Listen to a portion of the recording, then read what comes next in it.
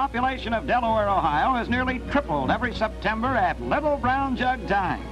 And 1961 is no exception, as a crowd estimated at 40,000 flocks to the scene from far and wide for the 16th renewal of this classic race for 3-year-old pacers. A county fair charm adds to the color on a bright autumn day. It's a time for inspiring music.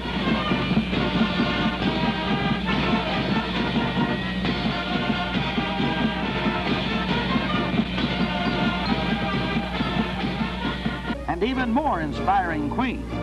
But here are the real inspirations.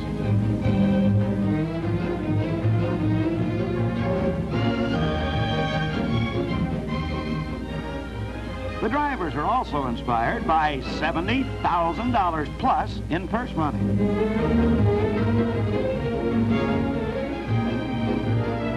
Joe O'Brien will guide Brooks Hanover. For a short has Irish Blackstone. Tarport Jimmy and Eddie O'Sand are an entry threat.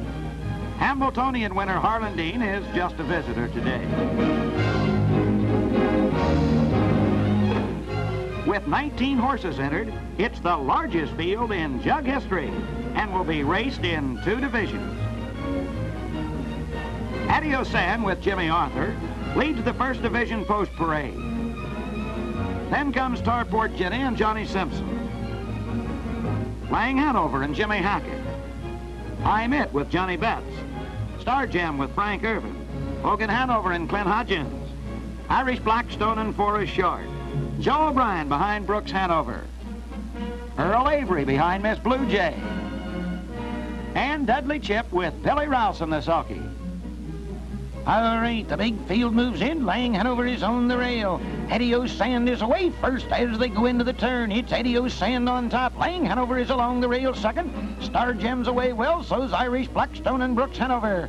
As they race into the backstretch and over to the quarter mark, it's Eddie O'Sand taking the lead. Brooks Hanover is 3 horses wide now. As they race down to the quarter mark, Brooks Hanover is the challenger now on the outside. It's Brooks Hanover and Eddie O'Sand racing to the quarter. Brooks Hanover takes the lead now as they near the... And off stride he goes. Brooks Hanover is off stride.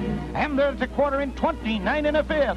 Eddie O'Sand has the lead now. That's Irish Blackstone on the outside. Lang Hanover's along the rail. Miss Blue Jay is raced up and is nailed 4th with Hogan Hanover 5th.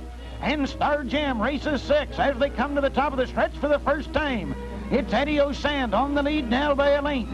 Lang Hanover is still second. He's along the rail. That's Irish Blackstone parked on the outside 3rd. Miss Blue Jay is still in contention, as is Hogan Hanover and Star Jam as they go by the halfway mark.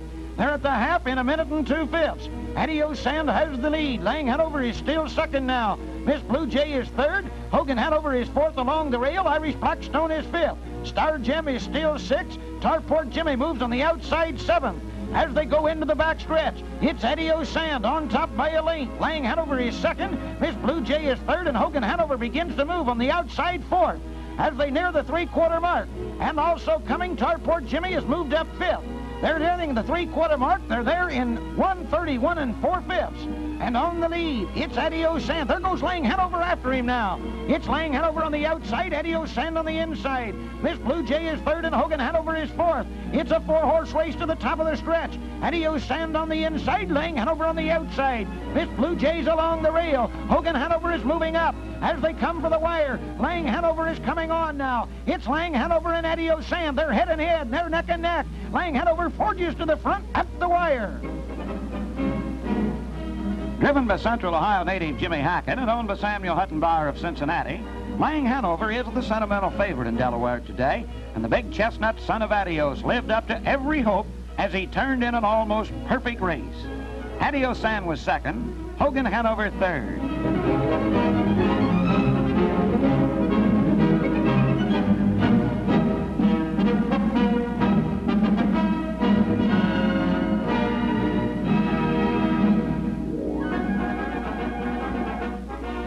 Jim Hackett's a mighty happy man. Huber, Arthur, and O'Brien are thoughtful. Meadowchuck has many backers in the next division. So has Cold Front, Cane Futurity winner. And so has Way Wave, the lone filly. Well, the decision won't be long coming. Speedy Time with Johnny Patterson driving has the #1 post position, and he's followed by Way Wave and Ralph Baldwin, High Test and Frank Irvin, Al Sam with Earl Beatty, Cape Horn with Johnny Chapman, Del Cameron driving Meadow Chuck, Curly Smart behind Dugo, Cold Front and Clint Hodgin, and Stanley Dancer handling Henry T. Adios. Riley Couch moving in behind the gate. Speedy Time on the rail. Way Wave and High Test. And Al Sam's the first one out of that gate. Al Sam's away on top as they go into the turn. High Test is right there second. Now as they move into that turn on top of the field, Al Sam by a lane. High Test is right there second. Speedy Time is pacing third. Way Wave is fourth. Dugo is nailed fifth. Henry T. Adios is sixth. Cape Horn is seventh. Meadow Chuck is eighth. Dugo, no place to go. Now starts on the outside to move up. It's Dugo, now pacing up third on the outside. On top, it's still Al Sam as they near the quarter mark. And they hit the quarter in 30 and a fifth. Dugo's the horse on the move. It's Dugo now on top. Al Sam is second. Around the turn, High Test is third. Speedy Time is still fourth. As they come around the turn, Way Wave is fifth and Henry T. Adios sixth. Cape Horn seventh.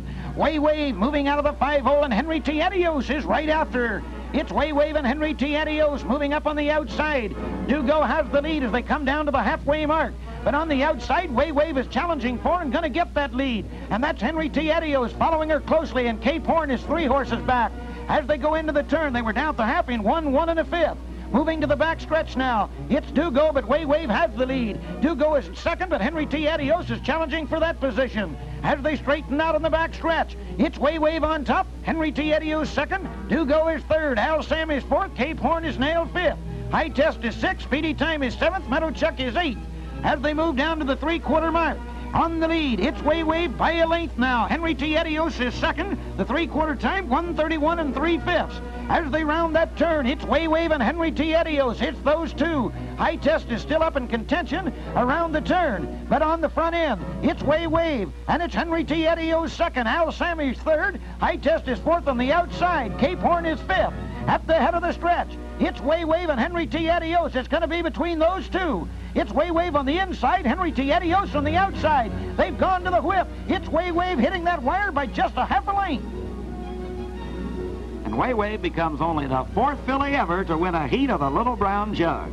On the Castleton Farm election in Kentucky, trained and driven by Ralph Baldwin, the Little Bay Daughter of Good Time courageously outlasted the charge of Henry T. Adios. And now an added attraction to the Little Brown Jug. The one and only Adios Butler, often pacing against the clock. The Butler is out to break the half-mile track record of 1:57 and 4/5 for the mile distance. He currently shares that mark with Bye Bye Bird.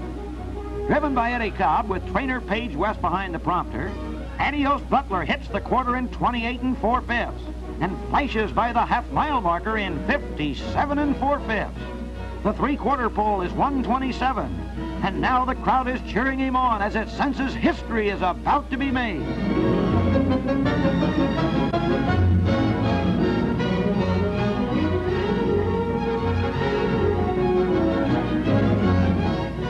The Butler has speed to burn old records with.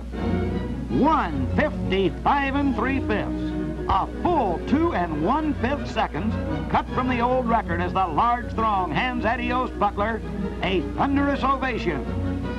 Back now to the unfinished business of the Little Brown Jug. And this third heat will be comprised of the first 5 finishers in the 2 divisions. If Lang Hanover Way Wave wins, it's all over. If not, a 3-horse race-off will be required. All right, Riley Couch moves them in behind the gate now. Way Wave, Lang Hanover, and Henry T. Adios, and Al Sam break together. It's Henry T. Adios going for the early lead. Al Sam is on the outside, so's Lang Hanover. Way Wave drops in on the rail, so does High Test. Adios Sand is back 7th now, and Miss Blue Jay is on the outside. As they race into the backstretch, Henry T. Adios has the lead. Lang Hanover racing up on the outside is nailed 3rd. Al Sam is still along the rail 2nd. Way Wave is back there 4th, and Miss Blue Jay is 5th. And here they come into the turn now to the quarter mark. They're at the quarter in 29 seconds. Lang Hanover challenging for and getting the lead. It's Lang Hanover on top now. Henry T. Adios 2nd. Miss Blue Jay is 3rd. Around the turn they wheel. Al Sam is 4th. Way Wave is back there 5th. High Test is still 6th. Adios Sand is 7th. At the head of the stretch for the first time. On top, it's Lang Hanover, but Miss Blue Jay is challenging. And it's Miss Blue Jay that's now on top. There goes Henry T. Adios out. He's out and pacing in the middle of the racetrack. As they hit the halfway mark in 59 4/5, Henry T. Adios and Way Wave are both on the move on the outside.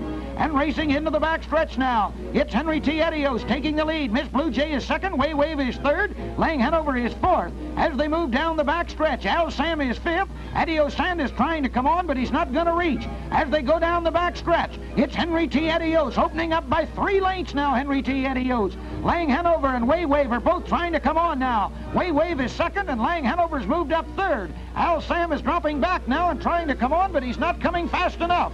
As they come to the 3/4 and around the turn, it's Henry T. Adios on top. The 3/4 time was 1:29 4/5.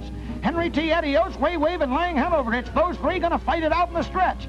Here they come into the stretch. Henry T. Adios, Way Wave, and Lang Hanover. Henry T. Adios has a length now. Way Wave 2nd, and Lang Hanover is not coming on strongly enough. It's Henry T. Adios to the wire. Way Wave is 2nd, and there they are.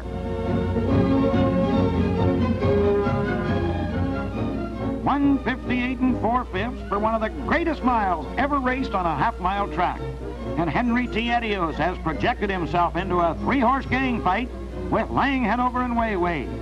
Making it still more exciting is the fact that Way Wave finished 2nd and Lang Hanover 3rd in this 3rd heat.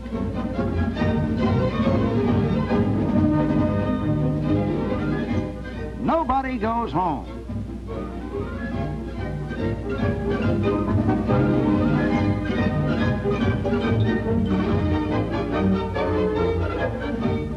And even the 3 pacing survivors seem to sense that there is a real showdown coming up. Ready for the telltale mile. Lang Hanover with Jimmy Hackett, Way Wave with Ralph Baldwin, and Henry T. Adios with Stan Dancer. All right, Riley Couch opens the gate and Henry T. Adios breaks out on top. Lang Hanover and Way Wave follow. As they hit the back stretch, Henry T. Adios leads by a length. Lang Hanover is 2nd and Way Wave is 3rd. And they hit the quarter mark in 31 3/5 seconds. Pretty good time for a 4th heat. Down the stretch they come to the half. Henry T. Adios leads Lang Hanover by a length. Way Wave is right there 3rd. As they hit the half-mile pole, we look at the clock, 1:05 2/5. As they race into the turn, Henry T. Adios, Lang Hanover, and Way Wave wait for that final quarter to open up. Henry T. Adios still on the lead. Way Wave's not going to wait any longer. Way Wave is out and moving on the outside. As they go into the turn, it's Way Wave now challenging Henry T. Adios. They're nearing the 3/4 mark. Lang Hanover still hasn't come on. As they come to the 3/4, it's going to be Henry T. Adios by a half a length. Way Wave on the outside 2nd, and Lang Hanover is 3rd. They hit the 3/4 in 1:36 3/5. In the turn, wheeling around, it's Henry T. Adios by a half a length. Way Wave 2nd on the outside, and Lang Hanover is saving ground on the rail. As they come into the lane, it's Henry T. Adios, Way Wave, and Lang Hanover. 40,000 people screaming now as Henry T. Adios comes into the stretch by a length now. And Lang Hanover is trying to come on the inside. Way Wave is off stride. It's Henry T. Adios gonna get it all. Lang Hanover 2nd. The new king of the 3-year-old pacers, Henry T. Adios, still with plenty of pulling power left. It's driver Stanley Dancer's wedding anniversary, and what a wonderful place to celebrate with Mrs. Dancer in the winner's circle. Ohio Director of Agriculture, Robert Terhune, makes the trophy presentation to Dr. Nicholas Derrico, owner of the fleet son of Adios. Henry T. Adios was bred to the Skyline stable of Dick Thomas, Somerville, New Jersey, and named after the famous late rangeman Henry Thomas. The Comback Bay colt was purchased as a yearling for $37,000 by Dr. Derrico. Today, as everything came up roses, Henry T. Adios returned another $21,721 on that original investment. The little brown jug was his cup of tea. And an unseasonably cold and windy September afternoon does nothing to chill the enthusiasm for this great pacing spectacle. 40,000 people can't be wrong. Everything looks cold, but the spirit is willing. And the prize is as heartwarming as ever. Houghton Hanover doesn't seem to care which way the wind blows. Neither does Thor Hanover. And still another adios son, Lehigh Hanover, counteracts the weather with his role of hot favorite. Gamecock will have his share of backers. With its fine pacing form, so will Playbill, driven by veteran Frank Irvin.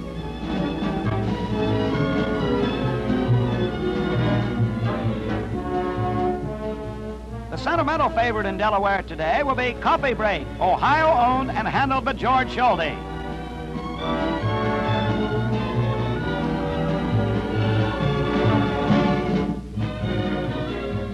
A pretty way to say the 0 hour approaches.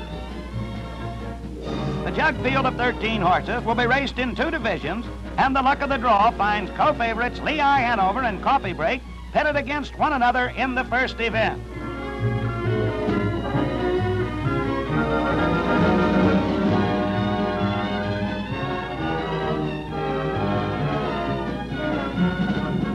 Playbill, pulling Frank Irvin, leads the first division post parade.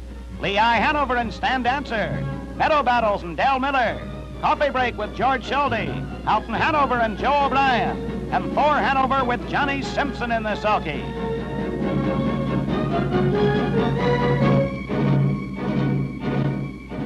All right, Paul Young, Waynesfield, Ohio, how's the field moving in? Playbill is in behind the gate.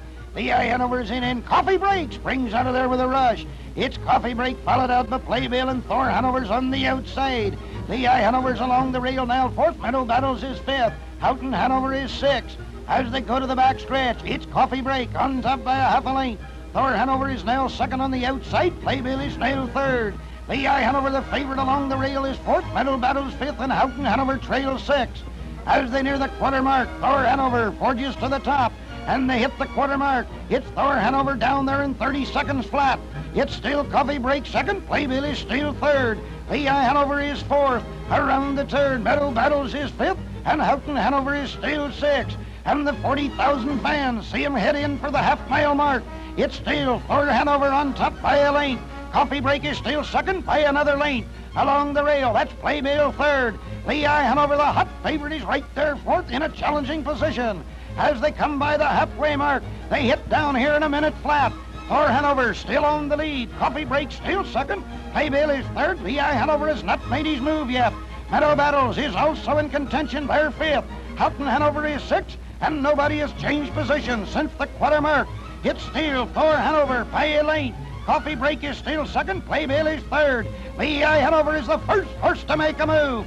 Lehigh Hanover, Stan Dancer behind, is moving up, now 3rd, and Coffee Break is turning on now. As they come to the 3/4 mark, they're down there in the 3/4 post in 29 4/5. Coffee Break has the lead in the far turn. Thor Hanover is 2nd on the rail. Lehigh Hanover is 3rd on the outside. Meadow Battles has moved up and is nailed 4th. Playbill is all through. Houghton Hanover trying to make a belated rush. As they come to the top of the stretch, it's Coffee Break and Lehigh Hanover on the outside. Meadow Battles moving up 3rd. Lehigh Hanover is turning on now. It's Lehigh Hanover going away with them. Coffee Break 2nd and Meadow Battles a close 3rd. It's Lehigh Hanover to the wire first, and the time, 1:58 4/5. Just 1/5 of a second off the world record for 3-year-old pacers over a half-mile track. Lehigh Hanover and Stan Dancer made the experts look good in that one. Home to the Lehigh stable of New Egypt, New Jersey, Lehigh Hanover cost $60,000 as a Hanover Shoe Farm yearling.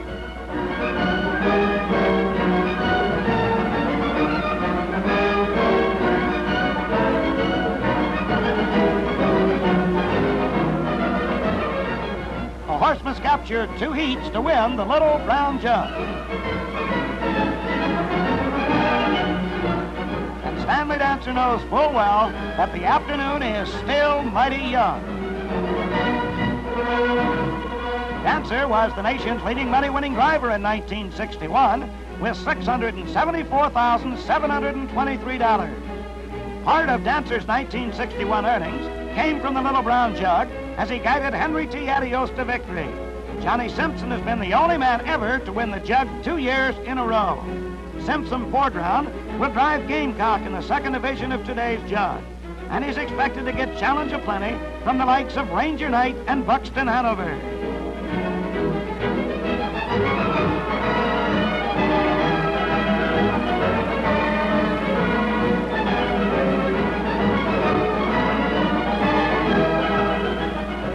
Smart Money with Curly Smart Driving has the #1 post position, followed by Ranger Knight and Buck Minear, Gamecock and Johnny Simpson, Quick Pick with Dick Buxton, Buxton Hanover and Billy Houghton, Mighty Tar Heel and Dick Williams, and Dal Cameron handling Meadow Newport.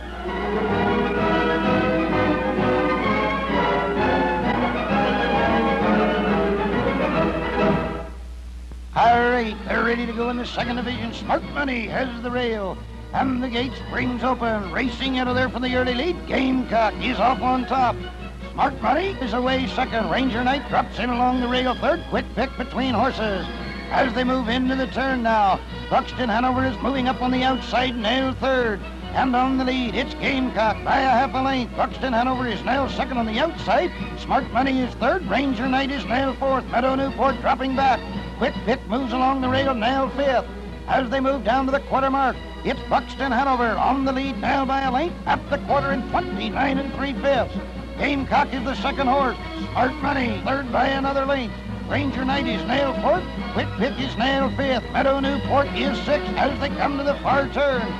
It's Buxton Hanover on the front of the field by a length and a half as they come into the top of the lane. It's still on the lead now. Buxton Hanover by a half a length. And Gamecock is moving out to challenge. As they near the halfway mark, Gamecock is ranging up on the outside to take the lead at the half. They're down there in a minute and 4/5. Buxton Hanover is still second. Smart Money is third. Ranger Knight is nailed fourth. Mighty Tar Heel along the rail is nailed fifth. Meadow Newport is sixth. And Quick Pick trails the field as they go to the back stretch. On the lead, it's still the same way. Ranger Knight's the first horse to move. He's nailed third on the outside. Gamecock has the lead. Mighty Tar Heel also begins to move on the outside. But on the front end, it's still Gamecock by a length. Along the rail, second and beginning to move out now. It's still the same way. Buxton Hanover. They're at the 3/4 in 1:31 1/5. Smart Money trying to move through on the inside in the far turn. And Meadow Newport is also closing ground on the rail. But on the front end, Gamecock still on the lead. Ranger Knight trying to move 3 horses wide on the outside. As they turn for home, it's still Gamecock by a length now. Buxton Hanover trying to come on again. Smart Money and Ranger Knight on the outside.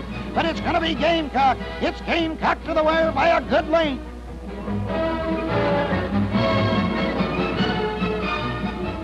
Johnny Simpson is once again threatening to win a little brown jug. He's already won the Delaware Classic 3 times, behind Noble Adios in 1956, Corbett in 1957, and Bullet Hanover in 1960. Simpson certainly has the credentials to make Gamecock the cock of the walk.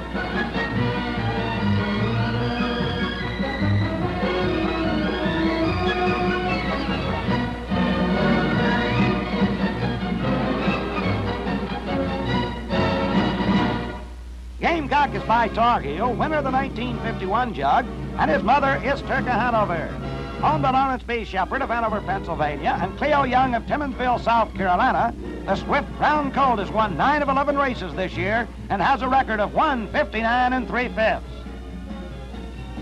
The saliva test shows that Gamecock's speed is his own. If Gamecock or Lehigh Hanover wins the 3rd heat, it's all over. If not, a 3-horse race-off will be required.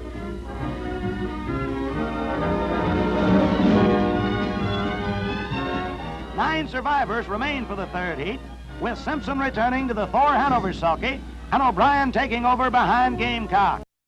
It's aligned by assigned hit numbers, but the rail position will go to Lehigh Hanover and Stan Dancer. Next to Lehigh and Dancer will be Schulte. For Hanover. Paul Young moves the field away for the 3rd heat, and Coffee Break is the first one out of the gate. Gamecock's away second on the rail. It's Coffee Break. Gamecock makes a bobble. Lehigh Hanover's in trouble, forced to pull up. And moving to the outside, Meadow Battles moves up second. Buxton Hanover is third. Ranger Knight is nailed fourth. Lehigh Hanover back on the pace, has moved along the rail and is nailed fifth. That's Smart Money sixth. And as they go into the turn, Meadow Newport is seventh. They move now to the quarter. Buxton Hanover is on the move on the outside. Meadow Battles is still second. Coffee Break at the quarter in 29 3/5. And Buxton Hanover is the horse on the move. Coffee Break is now second on the inside. Meadow Battles is third around the turn. And Ranger Knight is still back in there fourth. Lehigh Hanover is fifth. Smart Money is now sixth. Meadow Newport is seventh. Thor Hanover is eighth. And Gamecock trails the field ninth. As they come down to the halfway mark, Coffee Break is again on the move. It's Coffee Break going back for the lead. Buxton Hanover second. Meadow Battles is third as they hit the halfway mark in 59 4/5. And they may be going for a world's record here in this heat. On the lead, it's Coffee Break by a good length. Around the turn they go as they move to the backstretch for the payoff half. Lehigh Hanover is still back there fifth, hasn't made a move yet. It's Coffee Break on top. It's Buxton Hanover second. Ranger Knight is third. Meadow Battles is still right with him. Third and fourth. Ranger Knight moving fast now on the outside. Here comes Lehigh Hanover. He's beginning to move. He's nailed fifth. As they near the three-quarters, they're there in 1:30 4/5.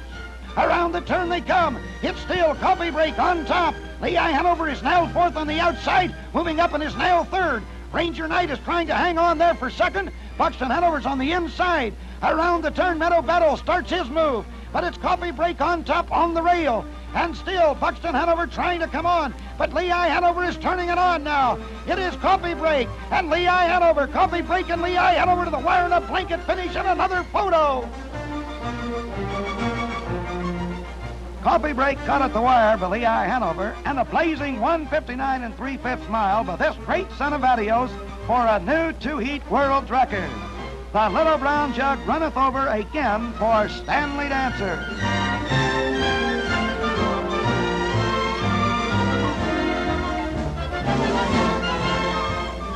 Dancer, whose stable has already won over $700,000 this year, becomes only the second man in history to capture two Little Brown Jugs in succession. He described last year's victory behind Henry T. Adios as his thrill of a lifetime. But today's hairbreadth conquest of Coffee Break had to be every inch equal in the thrill department. So close was that finish that both colts were timed at 1:59 3/5 for the telltale mile.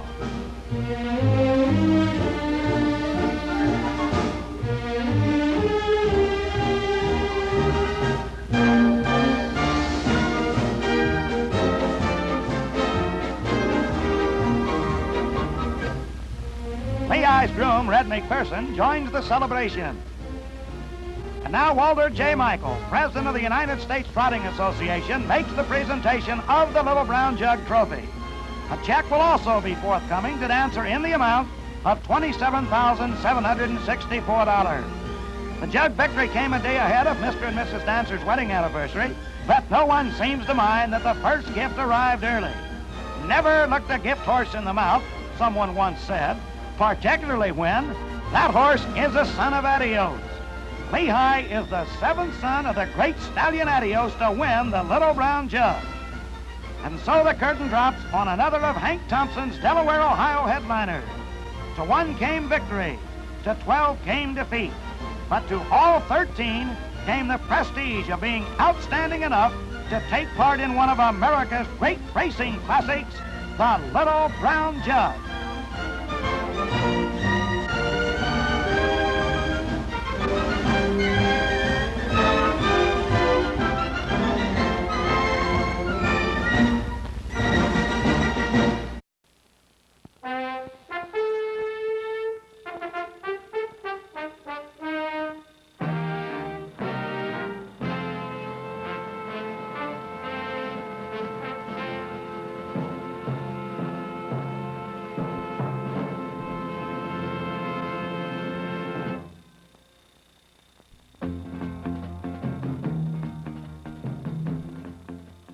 Ladies and gentlemen, the field of three-year-old pacers in behind the starting gate for the 25th racing of the Little Brown Jug. Here they come. Sports Classic three-year-olds in behind that starting gate. They're off and facing, driving out. Most happy fellow on the outside, Leander Lobel down along the rail, and Keystone Pat is third. Most happy fella drives for that lead. Leander Lobel on the inside, Shriek third at the rail. Keystone Pat is fourth. Berwick Hanover 5th, Steady Star is 6th, and Columbia George is 7th as they go to the quarter-mile mark. That's Most Happy Fella leading the way by a length and a half. Keystone Pat rides up on the outside. Leander Lobel is 3rd, and they move past the quarter-mile mark with Keystone Pat reaching that station in 28 2/5 seconds. Keystone Pat in front of length. Racing in 2nd, Most Happy Fella, out and driving now, coming back for the lead with Leander Lobel moving right along on the outside. Shriek is 4th, down along the rail, Berwick Hanover 5th, Steady Star is 6th. Most Happy Fella leading Leander Lobel as they come to the stretch for the first time. It's Most Happy Fella, Leander Lobel on the outside. Keystone Pat 3rd, Shriek now moves up at the half-mile mark, and also on the move is Berwick Hanover in 5th. Steady Star 6th, Columbia George 7th on the outside. Axel Hanover is 8th, Kentucky 9th. Racetime Boy is 10th, and Judge is 11th. Most Happy Fella moves to the backstretch. The half was in 58 seconds, 3/8 to go, and Most Happy Fella leads 3/4 of a length. On the outside, Leander Lobel is 2nd by 3/4. Down along the rail, Keystone Pat is 3rd. Shriek is 4th. Driving up now, Columbia George. Moving right with him is Berwick Hanover. In the final quarter, after 3/4 in 1:26 4/5. Most Happy Fella leads the way. Closing on the outside, Berwick Hanover. Columbia George moves with him.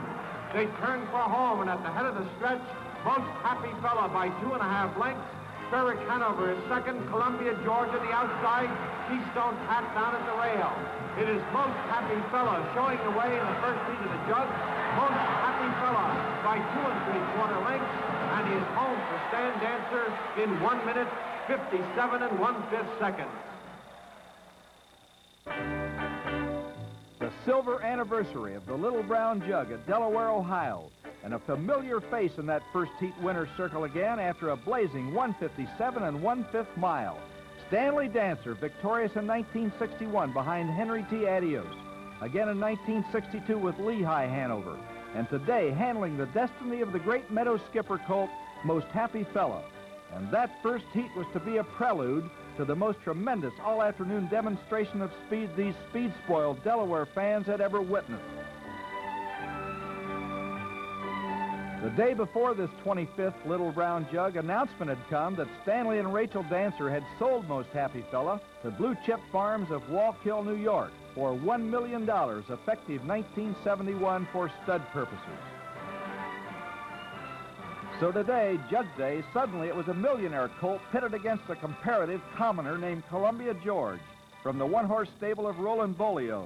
This Columbia George, owned by Dr. George Smith, center, also had speed to burn old records with. The rivalry between these two great pacers stood at 7-6, Most Happy Fella going into this one.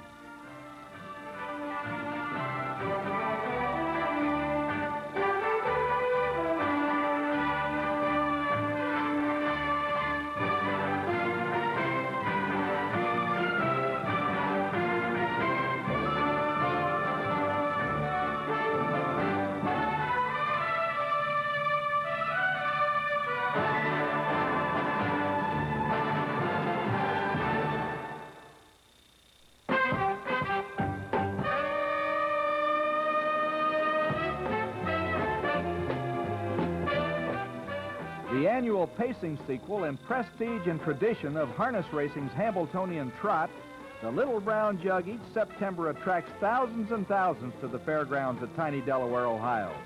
Grandstand and bleacher seats are at a premium, but a true horse lover will sit anywhere, stand on anything to see this racing classic.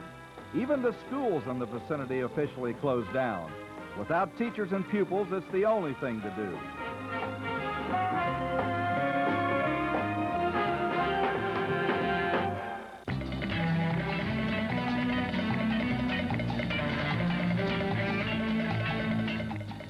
Showing how fickle fate can be in horse racing, a torpid colt named True Luck, driven by George Schulte, owned by Max Hochberg, and shown here winning the 1969 Fox Stakes, was king of the 2-year-old pacers last year.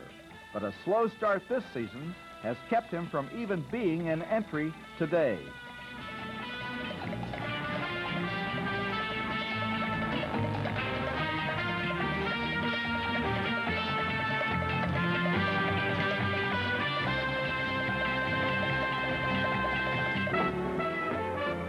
luck in the lightning-fast jug ring to challenge the likes of Most Happy Fella, Columbia George, Ferry Canover, Leander Lobel, Steady Star, and the like, the 1970 Delaware Classic might well have been billed as one of the races of the century. As it turned out, it may very well go down in history as just that anyway.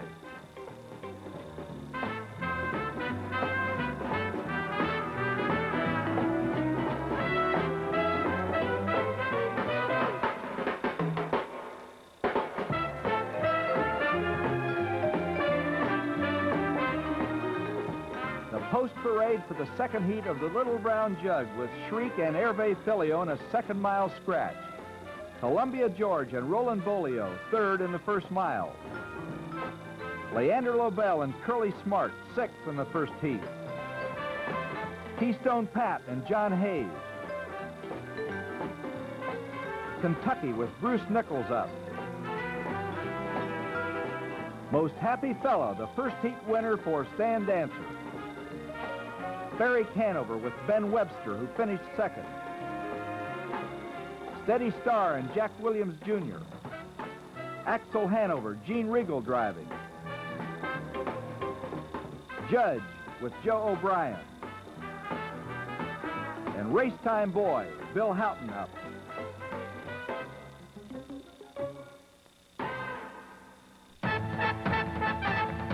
Field in behind the starting gate for the second heat of the Little Brown Jug. Most Happy Fella, by virtue of his victory in the first heat, has the rail. Here they come. A-Roth band pacing, driving out for that lead, Ferry Canover. On the outside, Leander Lobel, and down along the inside, Most Happy Fella. Most Happy Fella takes the lead. Ferry Canover second. Columbia George drops in third. Axel Hanover is fourth. Leander Lobel is fifth. To the backstretch with Most Happy Fella showing the way. Ferry Canover is second. Driver Dancer looks back to see who his challenger is, and it's Leander Lobel moving up on the outside. Leander Lobel drives four and gets the lead as they go to the quarter, reaching that station in 28 1/5 seconds. Leander Lobel in front. Most Happy Fella second. Columbia George driving up on the outside, now second, and Most Happy Fella is third. Ferry Canover fourth. Axel Hanover fifth. Steady Star is sixth as they come to the stretch. Keystone Pat is seventh. Leading the way now, it's Columbia George, a neck in front. Coming to the half, Leander Lobel is second. Most Happy Fella third. Ferry Canover is fourth. Columbia George shows the way past the half-mile mark in 57 2/5 seconds. Leander Lobel is second. Most Happy Fella third. Ferry Canover fourth. Axel Hanover is fifth. Steady Star is sixth. Keystone Pat seventh. Racing in eighth is Racetime Boy. Then in ninth, Kentucky, and Judge is 10th. Going to the backstretch, Columbia George leads, and now Leander Lobel drives out. Most Happy Fella is third as they go to the three-quarters.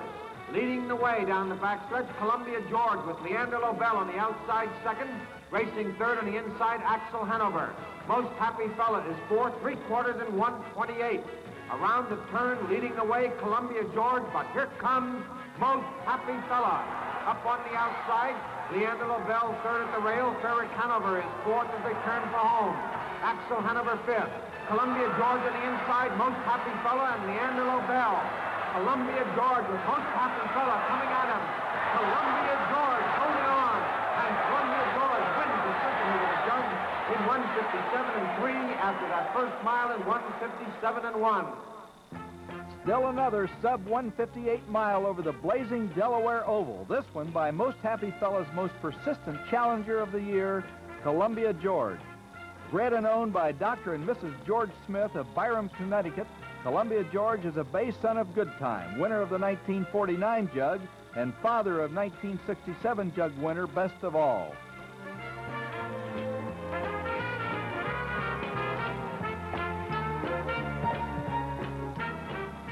Most Happy Fella forced now into a grueling three-heat battle at least, and Columbia George now with momentum in his favor. Three more scratches for the third heat, Axel Hanover, Judge, and Racetime Boy. 7 survivors to the gate. Reel in behind the gate for the third and decisive heat of the Little Brown Jug. Here they come. A off and pacing, driving out fast on the inside, Columbia George, Ferric Hanover, Most Happy Fella, and Leander Lobel with Steady Star 5th, Keystone Pat 6th, and Kentucky 7th. Going to the backstretch, Columbia George in front a length. Most Happy Fella 2nd, and once again, Leander Lobel drives up on the outside. Racing with the lead, Columbia George, Leander Lobel right there 2nd on the outside, and Most Happy Fella is 3rd. In 4th as they go to the quarter is Ferric Hanover. First quarter in 28 and 3, Leander Lobel in front on the outside. Columbia George 2nd along the rail, moves back in front now by a half a length. Leander Lobel is 2nd, Most Happy Fella 3rd at the rail. Ferric Hanover is 4th. Steady Star is 5th. Keystone Pat 6th, and Kentucky. Into the stretch, coming to the half. Columbia George has the lead. Leander Lobel moves up on the outside in 2nd, and down along the inside, Most Happy Fella is 3rd. Past the half in 57 and 4/5 seconds. The leader, Columbia George, on the outside in 2nd is Leander Lobel, and down there along the rail, Most Happy Fella 3rd. Ferric Hanover 4th, Steady Star is 5th. 3/8 to go, leading the way, Columbia George, right there 2nd on the outside is Leander Lobel, and Most Happy Fella 3rd down along the rail. As they go to the 3/4 mile mark, it is Columbia George with the lead, Leander Lobel 2nd, Most Happy Fella 3rd, 1:28 to the 3/4, and here comes Kentucky ranging up on the outside, now 4th. Around the final turn, Columbia George the leader, Most Happy Fella clear and driving. It's Columbia George, Most Happy Fella. Down along the inside, Ferric Hanover is 3rd, and Steady Star 4th. Columbia George on the inside, Most Happy Fella on the outside. Most Happy Fella coming on. It's Most Happy Fella giving up and winning the Little Brown Jug over Columbia George, and the mile in 1:57 and 3/5. And never before in the whole wide world have harness racing fans seen 3 such heats. Most Happy Fella, the Mercurial Millionaire, winning a spectacular Little Brown Jug, which breaks every speed record for 3 heats. And Mrs. Dancer is a most happy lady. On second thought, there's someone else who deserves a big kiss. And now he has to be an even happier fella. This near-incredible silver anniversary Little Brown Jug performance completes pacing's triple crown for Most Happy Fella and Stan Dancer. A most happy ending to Delaware's historic first 25 years.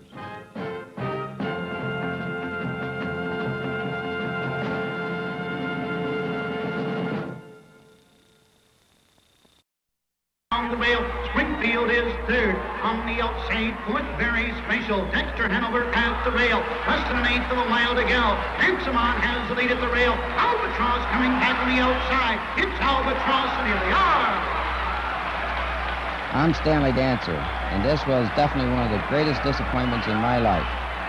Not this scene, not the first heat of the 1971 Little Brown Jug. I'm talking about Jug Day overall, the entire race. That's Albatross you see there. I trained and drove him. He was the fastest racing standardbred when he retired. A world champion 3-year-old. Truly one of the super greats of all time. He won the first heat of the 1971 Jug. Unfortunately, Nancy Mon beat him in the final. Albatross wasn't himself that day, and I have to take the blame.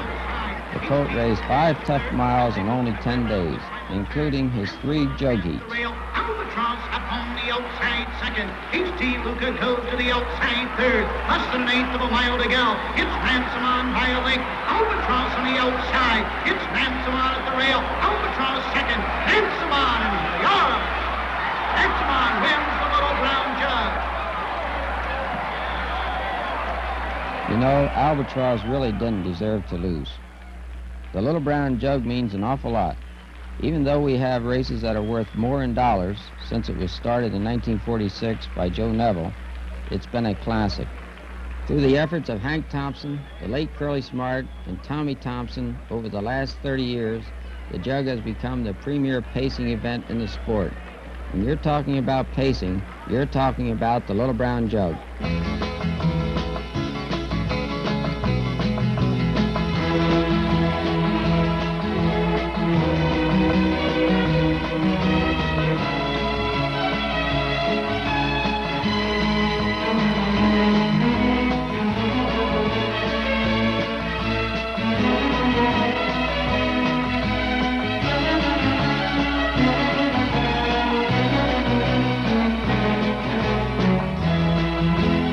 you're talking about pacing, you're talking about the Little Brown Jug. And I consider myself very lucky to have had 3 jug winners.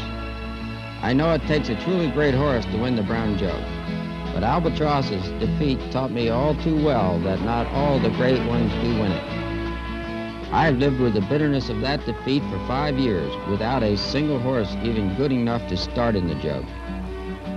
Until Keystone Ore, that is. I first saw Keystone Ore in the fall of 1975 in the Hanover Colt Stake when he was second, a bit of fun in 158 and 4. I watched him race the next week when he beat Umbro Ranger in Pennsylvania Sire Stakes at Liberty Bell, and that's when I became very interested in the colt. Before entering my barn as a 3-year-old, the son of Bye Bye Bird, Oregon's Tiny, was a lightly raced freshman with only 1 victory and 3 stake starts. I paid a lot for this one, but I had a lot of confidence in his ability to be the best. By the time we reached the jug, his record proved my confidence correct. He had the true greatness to be a jug winner. There was a lot of similarity between this colt and Albatross. In the terms of size and handling, Keystone Ore even takes a bit of an edge. I knew Ore was as great a champion as Albatross. Now, all I wanted to do was prove it to the fans at Delaware, where I still had a bit of a score to settle. It was late in the day when the first group of jug horses were being ready for their elimination heat. A strong, chill wind was the only wrinkle in an otherwise bright, clear day. In the paddock was perhaps the greatest crop of 3-year-old pacers the sport has ever known. The horse to beat in the first heat was Umbro Ranger, a tough-faced son of Steady Star trained by Joe O'Brien. He had the confidence of a horse who proved he was easily the best of these same colts during the freshman year. While he didn't appear as great at 3, his presence could never be ignored. An early season accident seemed to take some sting from his powerful punch, but his stunning win in the Adios erased any doubts that his class or speed was gone. His narrow world record equaling victory over my colt, following a bruising stretch drive, was all I needed to peg him the colt to beat that day or any day. But Ranger would have to earn anything he got. A most happy fellow colt named Precious Fellow was always a threat to spoil someone's afternoon. His biggest success came in the Prix d'Eté, where I was on the receiving end with Keystone Ore. He barreled on by me in the final for an impressive 158 score. Del Cameron didn't bring his colt to Delaware just for the trip. He had a real shot to win.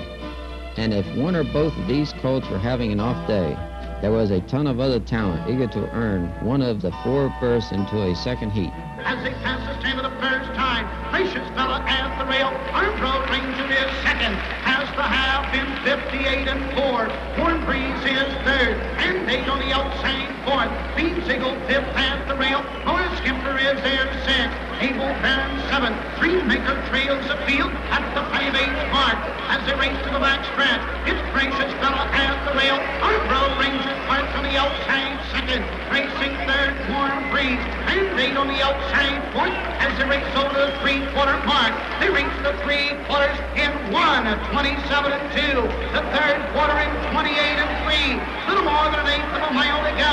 It's Precious Fella at the rail. Umbro Ranger on the outside second. Warm Breeze is third. And 8 fourth. Beans Eagle on the outside fifth. As they come to the payoff, it's Precious Fella at the rail. Umbro Ranger on the outside. Warm Breeze third. As they come to the wire, it's Umbro Ranger on the outside. Yard! While it's 1:56 and 4. Just as it appeared on paper, Umbro Ranger, owned by Canadian J. Elgin Armstrong, finishing on top. Precious Fella and Warm Breeze finishing second and third. All were sharp and full of speed. But I'd worry about them later. I had my own elimination heat to worry about first. The jug isn't taken until someone wins it twice. And Keystone Ore still had to finish among the top 4 in his heat if he was going to get a chance to win it all. And the second field of horses took no backseat to the one just raced. The draw produced 2 very evenly matched fields of pacers. Little did anyone know that Windshield Wiper, another Houghton stable entry, would be the fastest 3-year-old of all time with a 1:53 2/5 time trial at Lexington later in the season. I can't think of a single stake in which Windshield Wiper wasn't one of the top 5 finishers. Raven Hanover was probably the second toughest colt I had to face. Lightly raced at 2, he set stake records at Batavia Downs and Sportsman's Park. At 3, the George Schulte trained youngster was blooming late. He figured to be a lot better than his record showed. These are the horses for the second division of the Little Brown Jug. Number 1, Pensive Brent with Joe O'Brien. Number 2, Windshield Wiper and Billy Houghton. Number 3, Baron the Brute with Wayne Plowman. Number 4 is Boutron Hanover with Keith Waples. Number 5, Raven Hanover, the driver George Schulte. Number 6, Cavalcade with John Hayes Jr. Number 7 is Shadow Don Time, the driver George Hewitt. Number 8, Keystone Orr, stand dancer in the sulky. In a contest like the Jug, you're out to win the race and not to set any track records. Our field was capable of all sorts of speed, but I had no intentions of overdoing it. Shadow Don Time going for the lead. Baron the Brute between horses. Windshield Wiper down along the rail as they race around the turn. That's Shadow Don Time up on the outside. Windshield Wiper is second. Baron the Brute is third. Boutron Hanover racing fourth. Keystone Orr is fifth. Raven Hanover sixth. Cavalcade seventh. Pensive Brent trails the field following the break as they race down the back stretch going the first quarter. It's Shadow Don Time with the lead as they race over to the quarter in 29 1/5. Windshield Wiper is there second. Racing third, Boutron Hanover. Fourth at the rail, Baron the Brute. Racing fifth on the outside, Keystone Orr. At the 3/8 mark, it's Keystone Orr on the move on the outside. Now fourth as Windshield Wiper edges to the outside second. Passing a stand for the first time, coming to the halfway mark. It's Shadow Don Time with the lead. Windshield Wiper is there second. Keystone Orr on the outside third. Boutron Hanover fourth at the rail. Baron the Brute is fifth. Raven Hanover's on the move, sixth on the outside. Cavalcade racing seventh. Trailing the field at Pensive Brent at the 5/8 mark. Racing to the back stretch. It's Shadow Don Time with the lead. Windshield Wiper up on the outside second. Keystone Orr and stand dancer now third on the outside as they race over the 3/4 mark. Boutron Hanover is fourth at the 3/4 in 1 at 28 2. At third quarter in 29 1. Midway around the final turn, it's Windshield Wiper with the lead. Here comes Keystone Orr with a rush on the outside. Raven Hanover is third. Those 3-year-old colts matching stride for stride. Windshield Wiper at the rail. Keystone Orr on the outside. Raven Hanover is third as they come to the payoff. It's Keystone Orr with the lead in the yard. Mile in 1:57. The final quarter in 28 3. The horse was sharp, parked much of the mile, but he beat off all challengers in the stretch. I was looking forward now to a real good day. A lot goes through your mind waiting for the next heat in a race like the Jug, but mainly you try to concentrate on the job at hand. A lot of the ironies of the situation seemed to hit me all at once. Keystone Orr was partly owned by Farmer Perry, the same gentleman who was one of the breeders and owners of Nancy-Mon. That brought back memories of Albatross's Jug all over again. And then there was the comment I heard shouted from the crowd as I came back to the paddock with Keystone Orr. A fellow hollered over the fence at me, "Hey, Dancer, you should have had Oil Burner in here." Oil Burner was a colt I had sold for nearly nothing early in the year because he wasn't showing any stake potential.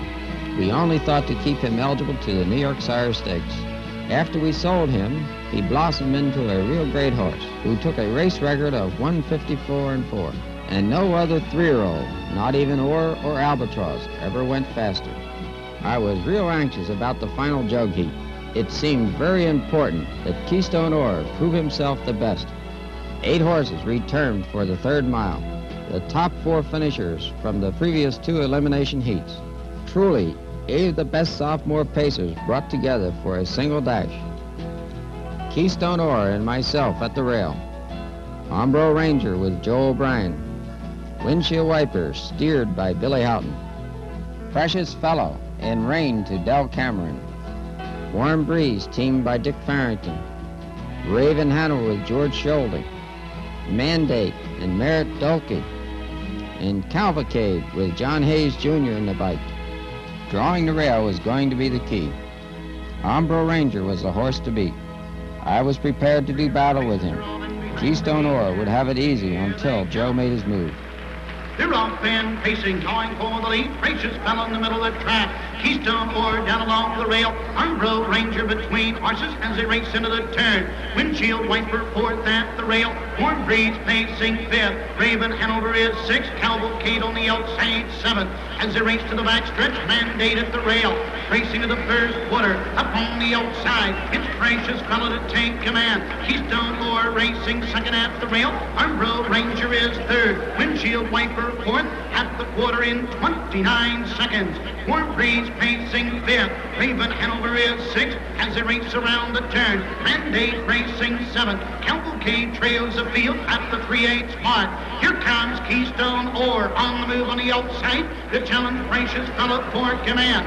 Into the stretch, passing the 10 to the first time, coming to the halfway mark. It's Keystone Ore with the lead. Gracious Fella is second. Hambro Ranger third at the rail. They reach the half in 59 3. Windshield Wiper goes to the outside along with Hambro Ranger. Warm Breeze fifth at the rail. Raven Hanover on the outside sixth. The battle's on with Keystone Ore at the rail. Hambro Ranger on the outside second. Gracious Fella third at the rail. Windshield Wiper on the outside fourth as they race down the back stretch going to the 3/4 mark. It's Keystone Ore with the lead. Hambro Ranger is second. Gracious Fella third at the rail. The 3/4 in 1 and 29 and 1. Windshield Wiper on the outside fourth. Warm Breeze is fifth. Little more than an eighth of a mile to go. Keystone Ore opens up by 2 lengths. Hambro Ranger fading on the outside. Gracious Fella at the rail. Warm Breeze goes to the outside third.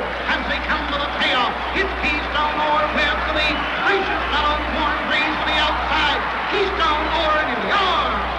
Mile in 1, 57 and 2, equaling the world record for 2 heats. Keystone Ore winning the jug, winning easy, equaling Brett Hanover's 2-heat world record for 3-year-old pacing colts over a half-mile track. Definitely one of the greatest thrills in my life.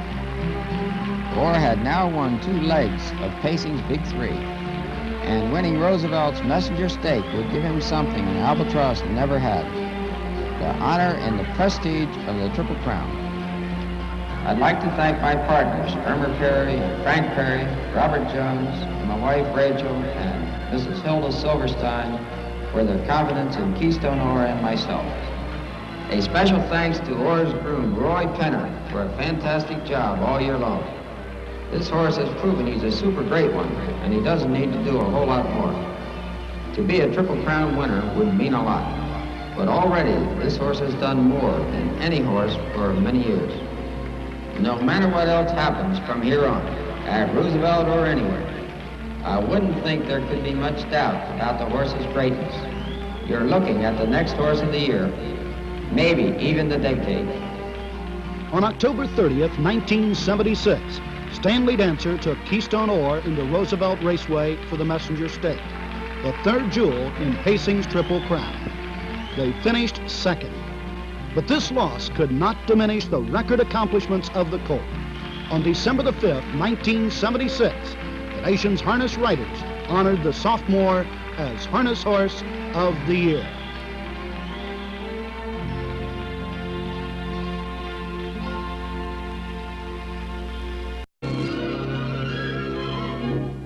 The glamorous setting for that 40-year-old American racing classic, the Hambletonian, is a garden spot in southern Illinois known as the DuQuoin State Fairgrounds. Green as an emerald, clean as a new snowfall, and swift as a Comanche's arrow, DuQuoin's beautiful grounds and lightning-fast track provide a perfect showcase for this supreme test of North America's greatest 3-year-old trotters.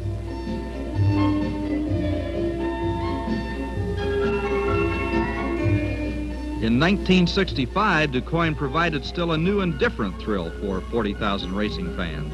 This is the way it was for the final Hambletonian heat in September 1965. Earlier that same day, this is the way it was. Dawn broke over a sea of mud on Hambletonian morning, and the mile course at DuQuoin seemed to be better prepared for a sailboat regatta than for harness racing.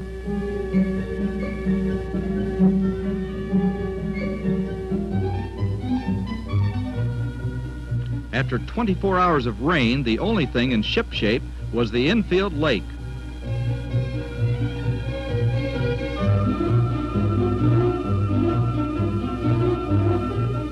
Many things were big, empty question marks as the morning faded into afternoon. But out on the track, they were beginning to come up with some of the answers.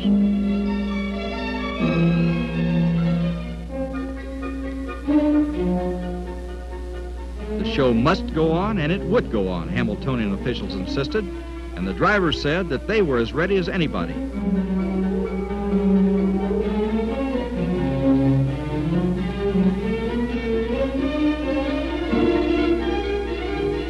Putting an early OK on the improving track was Joe O'Brien and his great filly, Armbro Flight. Also girding for battle is Shortstop, a dark horse entry from the Penn Wind stable of Winston-Salem, North Carolina.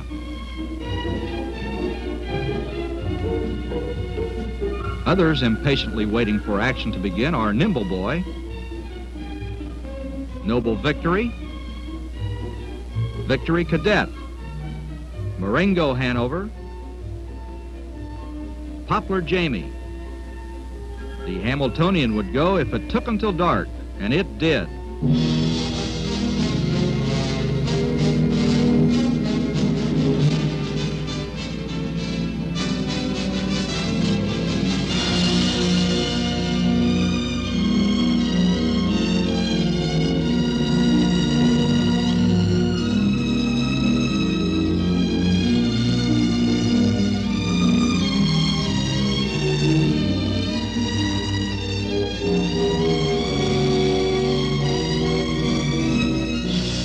11 of the world's fastest trotting horses going for a purse of $122,000. For other reasons besides mud and impending darkness, it will be a Hambletonian to be long remembered. The post parade for the Hambletonian first heat. Nimble Boy with Ralph Baldwin driving. Hercules Hanover with Harold Dancer Sr. Shortstop and Ned Bauer. Marengo Hanover and Johnny Simpson. Victory Cadet with George Schulte. Noble Victory and Stan Dancer. Evans Hanover and John Patterson. Egyptian Candor with Del Cameron. Perfect Freight with Clint Hodgins. Armbro Flight and Joe O'Brien. Poplar Jamie with Vernon Dancer. 11 of the greatest three-year-old trotters in the world in behind the starting gate for the first heat of the Hambletonian. And here they come.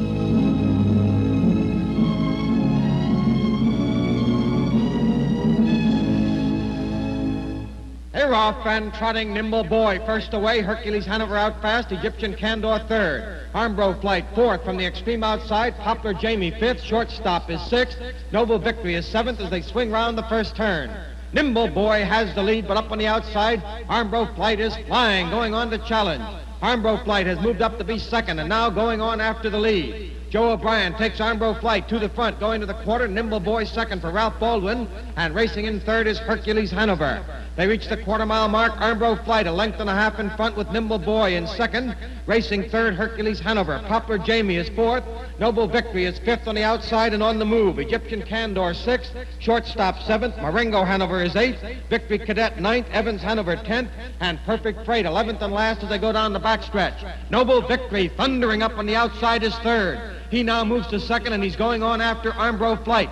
It's Armbro Flight and neck, Noble Victory on the outside. The filly champion and the great colt battling it out neck and neck, going into the half-mile mark.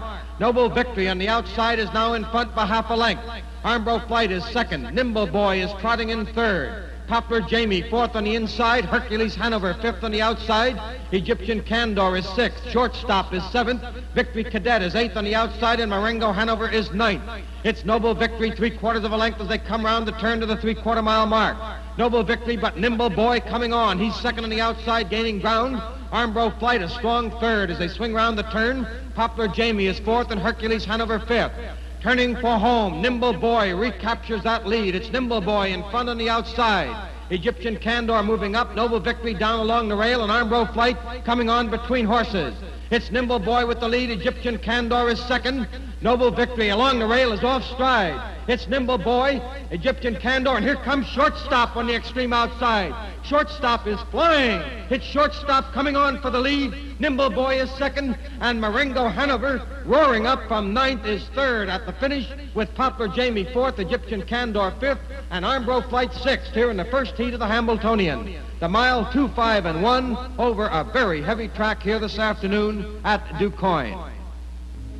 The photo finish camera confirms that the decision goes to shortstop and Ned Bauer by a snub nose over Nimble Boy. The bay son of speedster Caprice has turned in one of the great Hambletonian upsets, and already it is obvious that this classic trot will be anybody's horse race.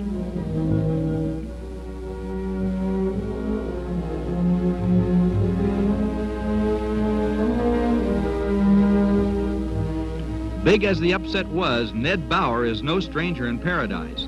In 1956, he won the Hambletonian in 3 heats behind the Intruder.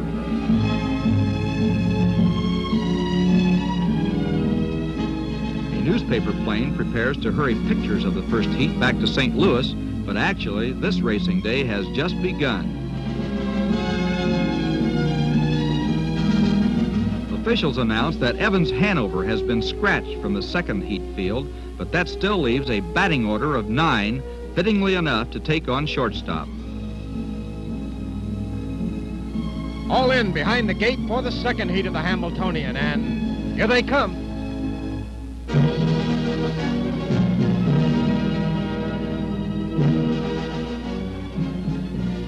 Off and trotting, Poplar Jamie is first away with Egyptian Candor out fast, Nimble Boy third, Armbro Flight, and from the outside, Hercules Hanover. Into the turn, Poplar Jamie with the lead, Egyptian Candor second. In third, Nimble Boy, on the outside, Hercules Hanover fourth. Armbro Flight is fifth along the rail as they go to the quarter-mile mark, and that's Egyptian Candor racing up to take the lead. Egyptian Candor in front, Poplar Jamie second, Hercules Hanover is on the move on the outside. Hercules Hanover trotting powerfully. Second now goes to the front. They reach the quarter-mile mark, and Hercules Hanover has the lead. Egyptian Candor is second. Victory Cadet is third as they go to the backstretch on the outside. Leading the way down the backstretch, it's Hercules Hanover, but Egyptian Candor driving out of second now. Poplar Jamie third along the inside, and Victory Cadet is fourth on the outside. Egyptian Candor gets the lead, and Poplar Jamie is off stride. It's Egyptian Candor, Hercules Hanover, Victory Cadet is third, going into the half, Nimble Boy fourth, Marengo Hanover fifth on the outside, Armbro Flight sixth, Noble Victory seventh on the outside, Shortstop eighth, Perfect Freight ninth, and Poplar Jamie trails the field. Going around that turn now and leading the way, it's Egyptian Candor with Hercules Hanover second. Marengo Hanover, who's been outside all the way, is still out there and moving up. Egyptian Candor has the lead. Marengo Hanover moving up at him now. Hercules Hanover is third on the inside. Noble Victory has reached fourth on the outside. Victory Cadet is fifth. Nimble Boy sixth. Armbro Flight seventh. Shortstop eighth. Perfect Freight is ninth, and Poplar Jamie. It's Egyptian Candor with the lead coming to the 3/4-mile mark. On the outside, Marengo Hanover is second. Hercules Hanover is third on the inside, and they turn for home. The leader is Egyptian Candor at the head of the stretch.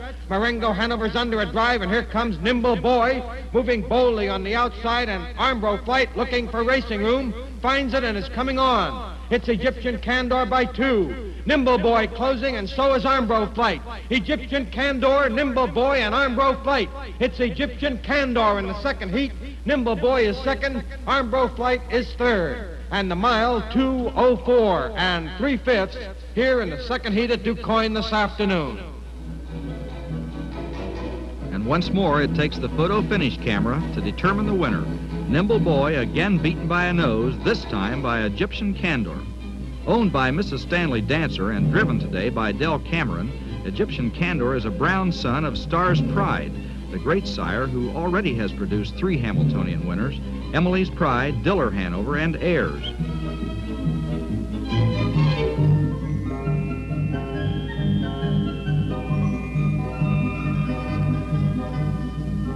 Egyptian Candor is a stablemate of Noble Victory, the great colt who went into this Hambletonian as the top favorite.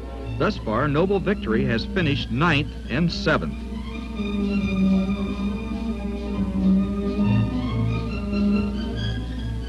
Hercules Hanover and Poplar Jamie have now been scratched from the 3rd heat, leaving a field of 8 in the gathering shadows. A horse must win 2 heats to take it all.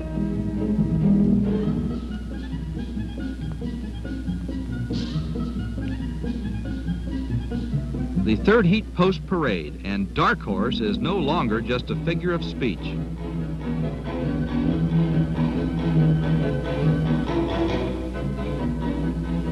Field in behind the gate, back for the third heat of the Hambletonian, 8, going postward.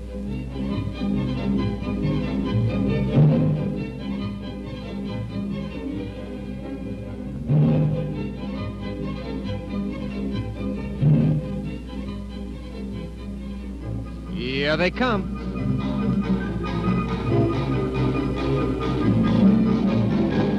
They're off and trotting. Egyptian Candor and Nimble Boy out fast, battling for the lead. It's Nimble Boy on the outside. Egyptian Candor is second. Armbro Flight third. Marengo Hanover fourth. Shortstop is fifth. Noble Victory moving up sixth on the outside. Then Victory Cadet and Perfect Freight. As they swing round that turn, leading the way, it's Nimble Boy in front by a length and a half. Egyptian Candor is second, a length and a half, and Armbro Flight third. Noble Victory driving up on the outside is fourth as they go to the quarter-mile mark. Nimble Boy has the lead going into the quarter, racing in second, Egyptian Candor, and now Noble Victory drives up on the outside at the quarter-mile mark. He is third, moves past his stablemate, Egyptian Candor, into second, and is now going on to challenge Nimble Boy for the lead. That's Noble Victory up on the outside, getting the lead on the mid-back stretch. Noble Victory is in front by 3/4 of a length, now widens out to lead by a length and a half. It's Noble Victory showing the way to the half-mile mark. Nimble Boy is second, Egyptian Candor is third, Armbro Flight is fourth and moving up on the inside. As they head to the far turn, Nimble Boy drives once again on the outside at the half. That's Nimble Boy battling Noble Victory for the lead. Noble Victory on the inside, Nimble Boy on the outside. Swinging round the turn, it's Nimble Boy back in front in the third heat of the Hambletonian. Noble Victory on the inside, and now Egyptian Candor is coming on. It is Nimble Boy by 3/4 of a length as Egyptian Candor drives up on the outside. He's second, and he's coming on at Nimble Boy. It's Egyptian Candor getting the lead into the 3/4-mile mark. Egyptian Candor, Noble Victory, and now Marengo Hanover moves up, and he is third as they turn into the stretch. Leading the way, Egyptian Candor, heading for home 2 lengths in front. On the outside, Marengo Hanover is coming on in that stretch, and now Nimble Boy is off stride. Leading the way, it's Egyptian Candor, but here comes Armbro Flight on the outside, and she is flying.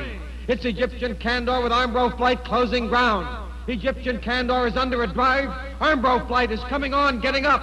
It's Armbro Flight and Egyptian Candor as they come to the wire. Armbro Flight, the winner in the third heat and fastest this afternoon, 2:03 4/5. So Armbro Flight plunges the Hambletonian into darkness in a 3-horse race-off between herself, Shortstop, and Egyptian Candor. Film cameras mounted on the grandstand roof will be completely useless by race time, and even some of the spectators will have to read about it in the newspapers next morning.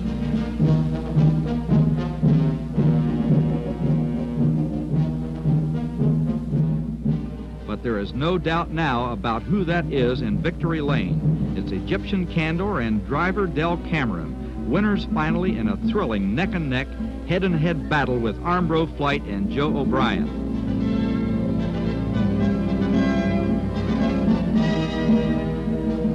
Noble Victory won the Yonkers Futurity. Armbro Flight will win the Kentucky Futurity. But for tonight, Mrs. Stanley Dancer's homebred colt is the Prince of Darkness. A real moonshot for Egyptian Candor.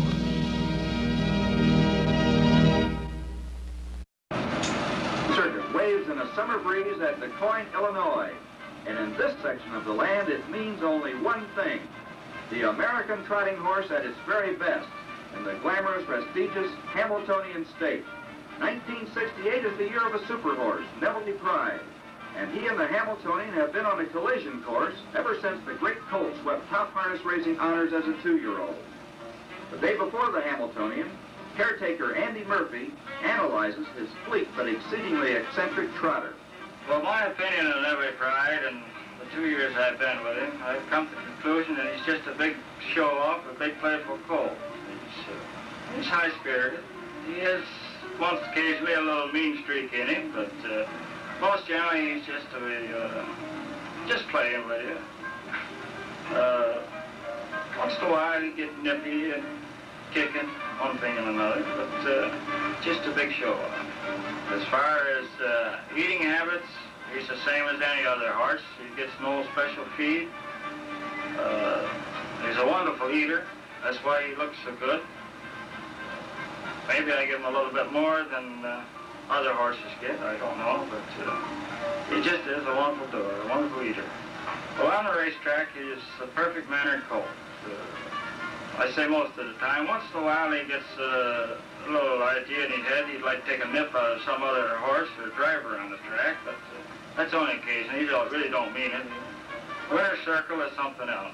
Gets up in front of the cameras, and like I say, Starts has captured the fancy of race fans everywhere. And today, above all, he's Mr. Box Office himself. Will the rest of the Hambletonian field have a chance? Let's find out. Well, we're talking about a great horse. No question about Nebula 5 being a great horse. And of course, the Hambletonian's a great race. I've seen a lot of Hambletonians and drove a lot of Hambletonians. I've seen a lot of upsets. But from what I've seen in Nebula's Pride, a 2-year-old and a 3-year-old, I don't think the other horses can beat him. They might be an upset in this one tomorrow, but then, in my estimation, I think that Emily Pride is one of her great trotters of all time. If he's all right, I don't think that they'll be able to beat him. Well, the old saying goes, anything can happen in a horse race. And I always hope that a big race like this, there's no mishaps, and the best horse will eventually win, and usually happens, especially going 2 heats. I think the big race will be really to see who get in behind and follow Nebula Pride, because I imagine he'll be at the front past the quarter pole. I've got a nice leaving horse. He's a nice race horse, but he hasn't beaten even the second and third horse too many times this year. Dart Hanover, especially a fast leaving horse, and Snow Speed, especially a fast leaving horse. They both trot all the time. Most all the horses do stay on the trot good. I think it'll be a real good horse race. A tough job to beat Nebula's Pride. I believe that the people this year are going to see one of the greatest trotters that ever lived, Nebula's Pride, driven by Stanley Dancer. I don't think that there's any horse that can compete with him. Barring all accidents, Nebula's Pride will win a Hambletonian in straight heats. Well, outside of Nebula Pride, I think it's going to be a big race. Naturally, everybody likes to see the best horse win. And I think Nebula Pride's been the best. He's proved that. And I'd like to see Nebula Pride win it just because he's been the best right down the line. Well, that's how some of the nation's top drivers feel about Nebula Pride and the 1968 Hambletonian. But on this beautiful Sunday afternoon in late August, a near-capacity crowd will turn out to see for itself. A dangerous challenger today is Snow Speed, winner of the big American National at Sportsman's Park 2 weeks ago, and the pride of Castleton Farm. Dart Hanover was third in the $150,000 Yonkers Futurity. Coleman is a handsome son of Speedster, who produced Hambletonian winner Speedy Scott in Speedy Street. Keystone Starlet, fast, formidable, and one of 2 fillies in the 9-horse field. Now the slow-motion symmetry of Nebula Pride, the easy, effortless power which in 1967 made him the first 2-year-old trotter ever to win the Harness Horse of the Year award. Driven, trained, and humored by Stanley Dancer.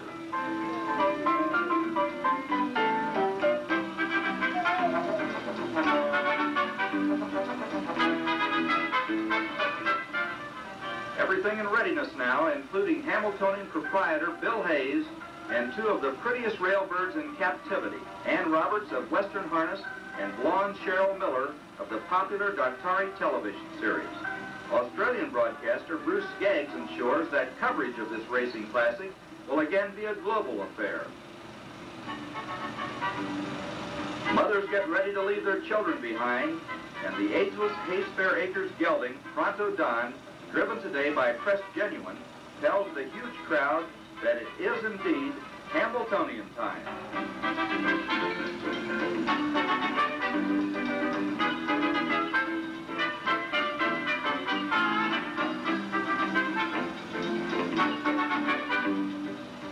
Last one out is Nebula Pride. He's drawn the extreme outside post. Post Parade, first heat of the 1968 Hambletonian. Keystone Spartan, driver Del Miller. Carolyn Sue, driven by Jerry Coleman. Dart Hanover, Saunders Russell up. Snow Speed, Ralph Baldwin up. Master Master Yankee with Jim Laurent. Coleman, driver Jerry Graham. Keystone Starlet, driver Joe O'Brien. Larengo Hanover, Bill Houghton up. And Neville Pride, handled by Stanley Dancer. Harness Racing's 9 fastest 3-year-old potters move in behind the starting gate for the first heat of the Hambletonian. Here they come. A-Rock band trotting Dart Hanover is first away. Neville Pride from the outside, driving hard for the lead, and Snow Speed off stride at the start. Neville Pride from ninth post position roars to the front and opens a quick 3 lengths around the first turn. In second is Dart Hanover. Keystone Spartan is third. Carolyn Sue trotting in fourth, and Master Yankee fifth. Keystone Starlet is sixth. Coleman seventh. Larengo Hanover eighth. And Snow Speed trailing after that early miscue. As they move over to the quarter-mile mark, Stanley Dancer takes Neville Pride to a 4-length lead in 29 1/5 seconds. It's Neville Pride out in front, turning into the backstretch by 3.5 lengths. In second, Dart Hanover, 1.5 lengths. Keystone Spartan third by 3 lengths. Trotting fourth is Carolyn Sue down the backstretch. Master Yankee is fifth. Keystone Starlet sixth. Larengo Hanover begins to move up from seventh. Coleman is eighth, and Snow Speed trails the field. That's Neville Pride, 2.5 lengths in front, moving down the mid-backstretch. In second, Dart Hanover, 1.5 lengths. Keystone Spartan is third. Racing up fourth on the outside at the half-mile mark is Larengo Hanover, and Carolyn Sue is now fifth. Master Yankee sixth. Keystone Starlet is seventh. Around the far turn, Neville Pride 2 lengths in front. Dart Hanover is strong second by 1 3/4 lengths. Keystone Spartan is third, 1 length, and Larengo Hanover is now fourth. In fifth is Carolyn Sue. Coleman sixth on the outside moving up, but it's Neville Pride by 3 now as they move over to the 3/4 mile mark. Neville Pride passed the 3/4 in 1:31 4/5, and he turns for home 4 lengths in front. Neville Pride leads the field in the Hambletonian first heat into the stretch. Neville Pride by 3. Dart Hanover second. Keystone Spartan coming on. They're in the final 1/8 of a mile, and the leader is Neville Pride by 4.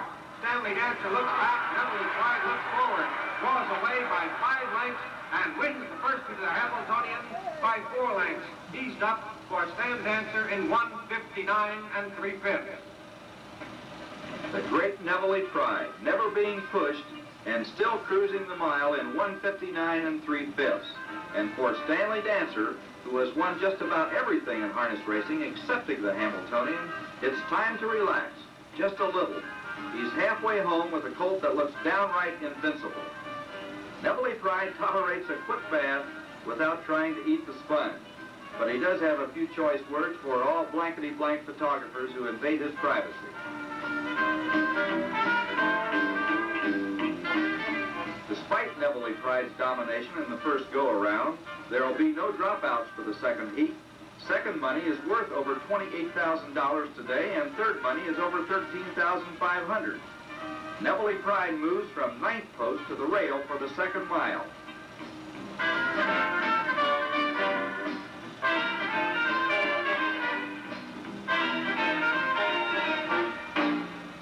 The field moves in behind the starting gate for the second heat of the Hambletonian, with Neville Pride down along the rail and his 8 rivals fanned out next to him.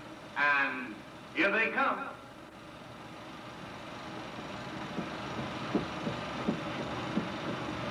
A-Rock and trotting Neville Pride on the inside takes the lead. Snow Speed out fast, Keystone Spartan, Keystone Starlet, and from the outside, Carolyn Sue. Around that first turn, Neville Pride 2 lengths in front. Keystone Spartan second. Carolyn Sue driving up on the outside from ninth post, now moves into second. Keystone Spartan is third, and Snow Speed is off stride once again. Moving over to the quarter-mile mark, Neville Pride with a 2-length lead. Carolyn Sue second. They're past the quarter in 28 1/5 seconds. Onto the backstretch, Neville Pride leads a length and a quarter. In second, Carolyn Sue by 2 lengths, and in third, Keystone Spartan. Dart Hanover trotting fourth. Larengo Hanover is fifth. Keystone Starlet racing sixth down the backstretch. Master Yankee is seventh. Coleman is trotting eighth, and Snow Speed trails. They're moving to the half-mile mark with Neville Pride out in front by 2.5 lengths. Carolyn Sue is second by 2 lengths. In third is Keystone Spartan. Past the half-mile mark in 1 minute flat, Neville Pride, trotting easily, leads the way by 3 lengths. Carolyn Sue is second by 3, and Keystone Spartan third. Dart Hanover fourth, Larengo Hanover is fifth. Keystone Style at 6th, Master Yankee 7th, Coleman is 8th, and Snowspeed 9th, and Neville Pride pours it on. He's now in front by 4 lengths and widening out without effort. It is Neville Pride leading now by 5.5 lengths around the turn to the 3/4-mile mark. Neville Pride past the 3/4 in 1:30 and 4/5. Here comes Keystone Spartan, moves up now past the tiring Carolyn Sue. It is Neville Pride at the head of the stretch. He's in front by 7 lengths. Keystone Spartan is second. Racing in third is Dart Hanover, and Larengo Hanover is fourth. In the final 1/8 of a mile, Neville Pride is drawing away. He has opened 7 lengths on the field. Neville Pride coming to the wire, cruising by 5.5 lengths. Keystone Spartan second, Dart Hanover third, Larengo Hanover fourth, Master Yankee fifth, a mile in 1:59 and 2/5. And Neville Pride's straight heat Hambletonian victory was so devastating that he never saw another horse in front of him at any time on either trip. Far behind him, but still on their way to the bank, were Keystone Spartan and Dart Hanover with second and third money respectively. Owned by Ben and Julius Slutsky's Neville Acres Stable in the Catskills and by Louis Resnick of Ellenville, New York, Neville Pride is a Stars Pride colt out of the Hootman mare, Thankful. He was purchased privately for $20,000 as a yearling by the Neville Acres Stable, and his Hambletonian victory today pushes his earnings well past the $500,000 mark. When this colt eats cigarettes and caretaker's fingers for breakfast, he's likely establishing a whole new trend in horse nutrition. Winner already of the Yonkers Futurity, Neville Pride will go on from here to win the Kentucky Futurity, and thus the Triple Crown of trotting. Only Scott Frost, Speedy Scott, and Ayers have accomplished this in the past. Well, it's a great day for Stanley Dancer, too. This classic has been a real will-o'-the-wisp for him. Stanley, your first Hambletonian victory, how does it compare with some of the other big ones? Well, this is the biggest thrill of my life. I win bigger races, but this is the biggest to me. Comparing, in comparison, how about the horse? How's Neville Pride? Well, I think he's the greatest horse I ever had. There's any doubt in my mind, and we'll find out a little later on when we'll set him on. But he's a great horse. Congratulations, Stanley. Thank you. Neville Pride, rated by many as the very possible successor to Greyhound in the trotting world record books. Today, he did nothing to change their mind.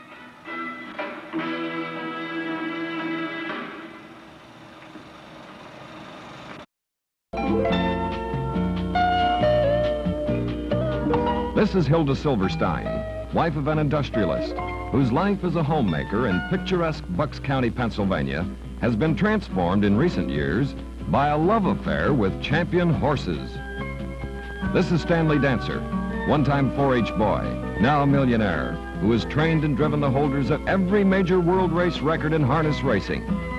This is Super Bowl, one of the greatest trotting horses in the nearly 170 years of recorded harness racing history. And this is the story of how the paths of these four converged, how they felt, and what they did on the road to DuQuoin.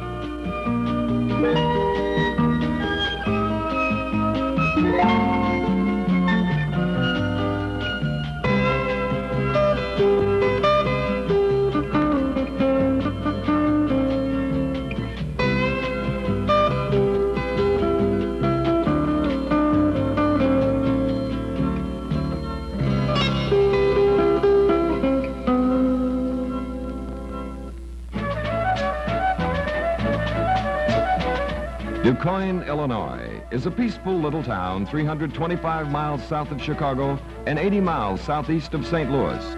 Once a year, it bursts into headlines as a home of harness racing's greatest race, the Hambletonian, a race for the best 3-year-old trotters in the world, held without betting at the DuQuoin State Fair.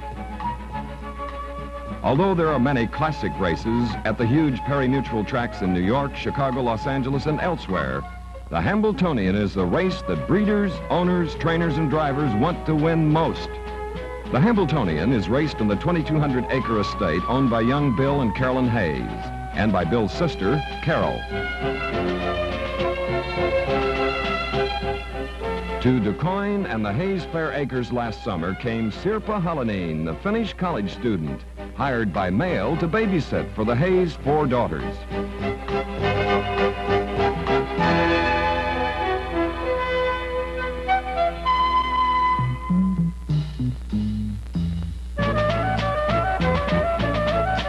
Sirpa had never seen a harness horse or race before she got to DuQuoin.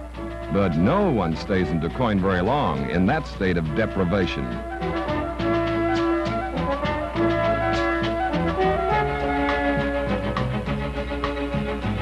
Sirpa soon was caught up with the beauty and serenity of Hayes Fair Acres, and with the royally bred, standard-bred trotters and pacers that make the farm their home.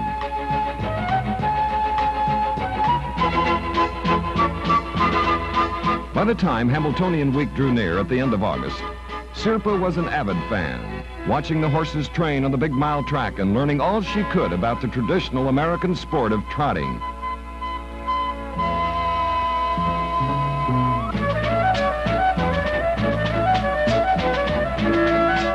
As the big race drew near and the cast for it assembled, Sirpa made new friends. One of them was Johnny Barker, the caretaker who groomed and looked after the Hambletonian favorite, Super Bowl.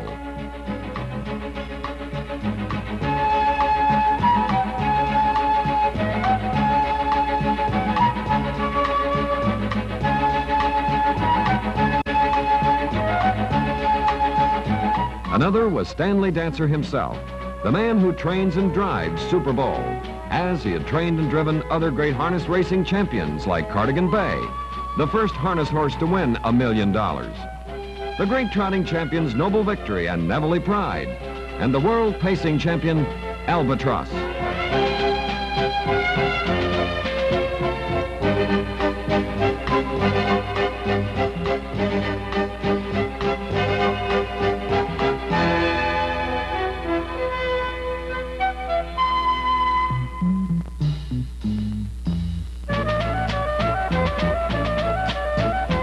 By Hambletonian Day, Sirpa Halanin not only was no longer a stranger to harness racing, but was now a knowledgeable and enthusiastic fan.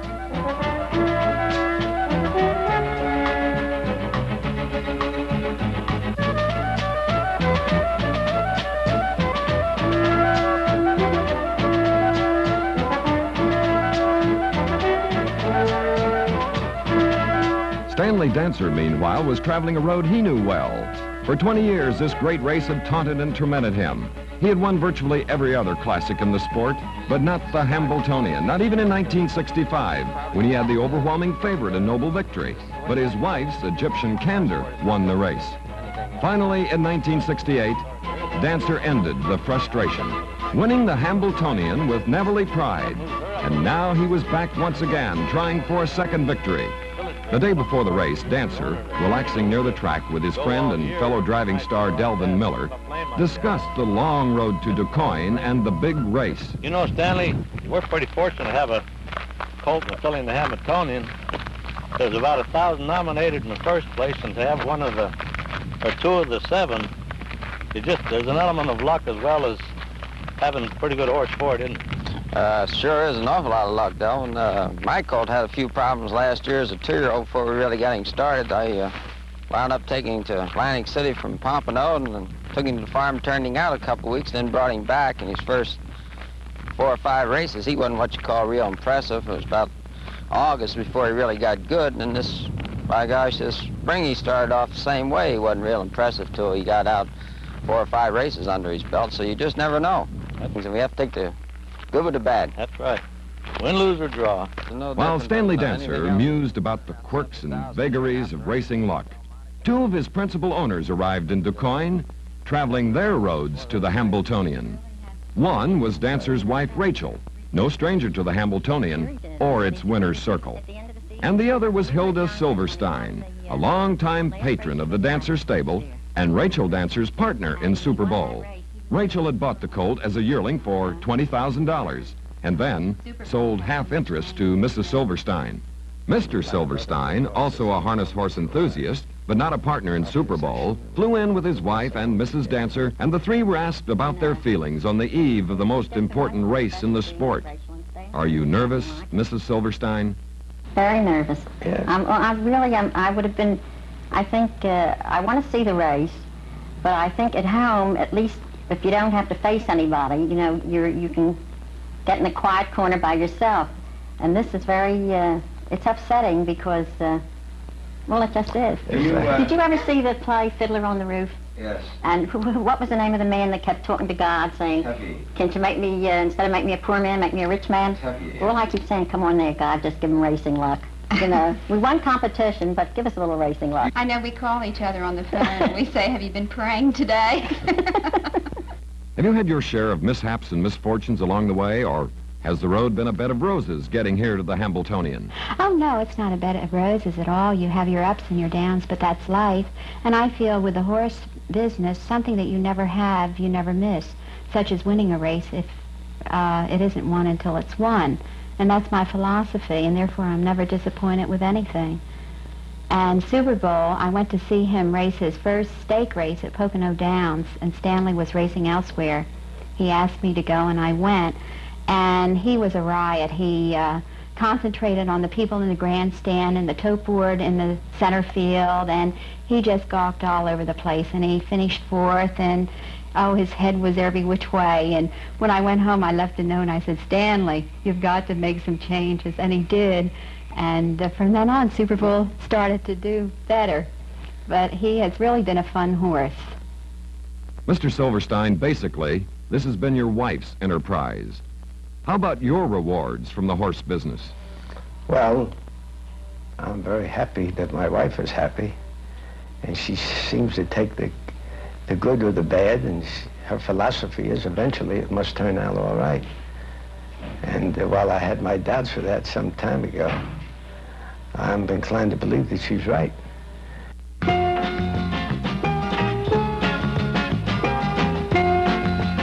But the time for talking and hoping had ended, and the time for doing was at hand.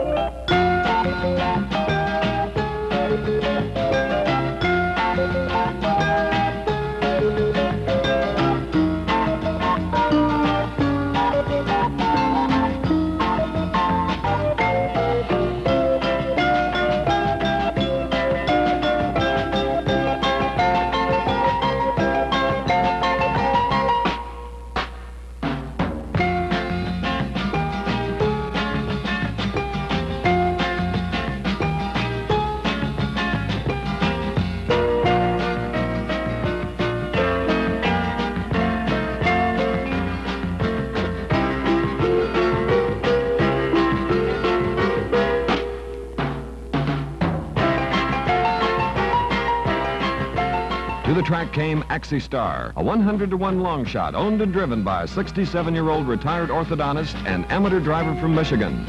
The Black Streak with Howard Beisinger and the Houghton Stables Flush. Del Miller and Arnold Hanger's brilliant Delmonica Hanover. Star's Chip with Stanley Dancer's young son Ronnie driving. The big horse himself, Super Bowl. And Spartan Hanover, guided by the great driving champion, Bill Houghton.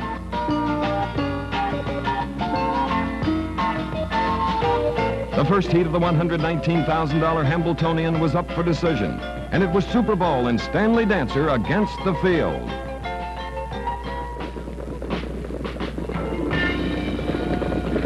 Here they come. They're off and trotting. Delmonica Hanover is out fast with Star's Chip, Super Bowl, and Spartan Hanover on the outside. Around the first turn, Delmonica Hanover on the inside has the lead. Star's Chip right there in second. Super Bowl powering up in third. Down along the rail, the Black Streak is fourth. Spartan Hanover drops in fifth. Flush is sixth, and Axie Star trailing far back. Moving over to the quarter-mile mark, Star's Chip up now for the lead by half a length. Delmonica Hanover is second along the rail. They reach the quarter in 28 4/5 seconds. And here comes Super Bowl. Up on the outside, the powerful trotter charging to the front for Stanley Dancer. It is Super Bowl taking the lead onto the backstretch. He now leads his stablemate Star's Chip by a length and a half. 2 lengths back in third, Delmonica Hanover. Another length and a half finds the Black Streak in fourth. Spartan Hanover is fifth, Flush sixth, and far back, Axie Star trails. Going to the half-mile mark, Super Bowl leads the way. He's there by a length and a half, at the half in 59 seconds flat. Super Bowl, the leader, Stars Chip close up in second, and here comes Delmonica Hanover. The filly champion drives from third and is coming on after Super Bowl. It is Super Bowl, a length and a half. On the outside, Delmonica Hanover gaining ground. Stars Chip third down along the rail. Spartan Hanover makes his move up on the outside in fourth. The Black Streak is fifth, Flush sixth, and Axie Star. As they come to the 3/4 mile mark, it's Super Bowl, reaching that station in 1:29, and Delmonica Hanover is right alongside. Super Bowl and Delmonica Hanover, Dancer has not yet gone to the whip. Super Bowl leads the way by a length. Delmonica Hanover second. Up on the outside comes Spartan Hanover. In the stretch and in the final 1/8 of a mile, Super Bowl is drawing away. It's Super Bowl opening 4 lengths from Delmonica Hanover down to the lane. Super Bowl cruising to the wire. And Super Bowl has won the first heat of the Hambletonian in 1:57 2/5.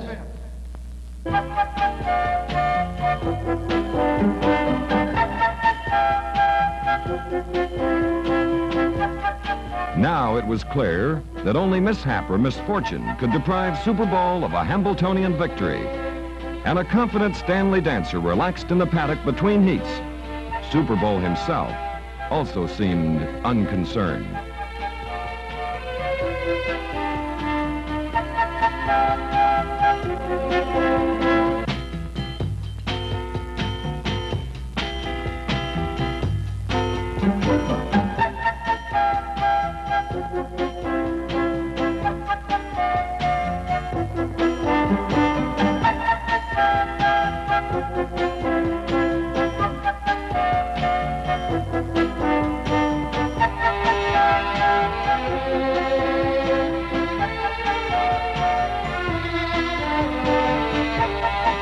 To win the Hambletonian, a horse must win 2 heats.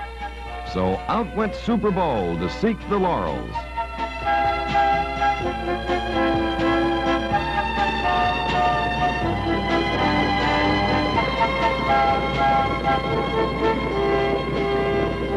In behind the starting gate for the second heat of the Hambletonian. And here they come. Off and trotting Super Bowl out fast, Delmonica Hanover and Spartan Hanover on the outside. Stars Chip is fourth, the Black Streak fifth on the inside, Flush is sixth, and Axie Star trailing once again. Around that first turn, Super Bowl in front by a length, Delmonica Hanover close up second. In third, Spartan Hanover, and 3 of the greatest drivers in the sport, Stan Dancer, Delvin Miller, and Billy Houghton. 1, 2, 3 as they go to the quarter. And Houghton, not waiting, comes out with Spartan Hanover and is driving up to challenge Super Bowl for the lead at the quarter in 29 2/5 seconds. It is Super Bowl, 3/4 of a length. Spartan Hanover is second. Delmonica Hanover holds the rail in third. They've opened 4 lengths on the Black Streak. And Delmonica Hanover moves up along the rail, a closer second, as Super Bowl eases off slightly, going down the backstretch. And Delmonica moves up a very tight second for Del Miller. In third is Spartan Hanover, the Black Streak fourth, and there goes Flush out of fifth and roaring up on the outside. Flush, trotting furiously, is third, now moves to second. They get to the half in 59 seconds, and Flush comes on for Glenn Garnsey, up alongside Super Bowl, but Super Bowl responding to Stan Dancer's urging, widens out again and now leads by a length and a half. Flush drops in second as they come to the 3/4 mile mark. Delmonica Hanover is third, Spartan Hanover is fourth. The Black Streak is fifth, Stars Chip sixth, and Axie Star far behind. Into the 3/4 comes Super Bowl. Here comes Delmonica Hanover up on the outside again. 3/4 in 1:28 flat. And it's Super Bowl leading the way as Delmonica Hanover charges up at him. Stanley Dancer waves his whip and Super Bowl responds. Into the stretch, Super Bowl trotting strongly leads the way by 2. Racing in second, Delmonica Hanover, Flush is third, and Super Bowl is drawing away. In the final 1/8 of a mile, Super Bowl drawing away from Delmonica Hanover and winning the Hambletonian. And it is Super Bowl home in 1:56 2/5, a new Hambletonian and world record. The fastest mile by a 3-year-old trotter in the long history of harness racing. For trainer-driver Stanley Dancer, and for owners Rachel Dancer and Hilda Silverstein, for excited young fans Sirpa Halanin, and for Super Bowl himself, this is where the road to DuQuoin had been leading. Up the red carpeted path, into one of the most exclusive enclosures in all of sport, the Hambletonian Winner's Circle, Victory Lane in DuQuoin. Years of waiting and hoping, months of training, days of problems and disappointments, hours of bright promise and accomplishment. They all merged here in minutes of superb performance by a horse destined to become Trotter of the Year. From that long road with its bittersweet turns came Super Bowl, King of Trotters, and his happy court. With the victory, Super Bowl moved to within one race of trotting's Triple Crown. But blocking the way and casting a slight shadow on the Hambletonian victory was the brilliant colt, Song Can, Super Bowl's chief rival. Not in the Hambletonian, but eligible for the coming Kentucky Futurity, he had beaten Super Bowl 7 times in 17 meetings over 2 seasons of competition. For now, however, it was Super Bowl's moment of glory. He had come to DuQuoin and won in world record time. And for Sirpa Halanin, who had come to this peaceful corner of the world, not knowing that she would be caught up in a dramatic and exciting moment that would live with her forever, Super Bowl's victory was a deeply moving and personal experience. The happy scent of victory is sweet and lasting. But Super Bowl's road went on beyond DuQuoin to Lexington, and so back to the famed Kentucky bluegrass where he was born went Super Bowl to meet his arch rival and clear for once and all his title to the crown. There in head-and-head competition, great horse against great horse, the 2 superb colts will battle it out over the historic Red Mile, traditional meeting ground of harness racing champions in the Kentucky Futurity, oldest of all American trotting classics, first raced in 1893. There is no race meeting quite like Lexington. The students here come early and stay late and know their lessons. This is horse country, and the faithful of the clan, young and old, gather here each fall in the loveliest time of year and in one of the sport's most historic settings to watch established champions defend their laurels and see new ones crowned. The people who come here know racing, know the horses and trainers and drivers, know one another, and appreciate racing drama when they see it. They were well aware that Super Bowl was laying it on the line against Song Can, and the fact that Song Can came to the race from a world record performance over the half-mile track at Delaware, Ohio, added to the interest and excitement. Although the purse for this renewal of the historic Futurity was $56,210, only 3 hardy 3-year-olds, Spartan Hanover, Quick Work, and the Black Streak were on hand to challenge Super Bowl and Song Can. In the first heat, Super Bowl takes command early and boldly leads the way. Stanley Dancer has said all along that his colt is clear to the best, and he's out to prove it today. George Schulte, like Dancer, one of the finest drivers in the sport, drops Song Can in behind Super Bowl. On the backstretch, first Quick Work and then Spartan Hanover move up to challenge. But at the half-mile mark, it's Super Bowl comfortably in front.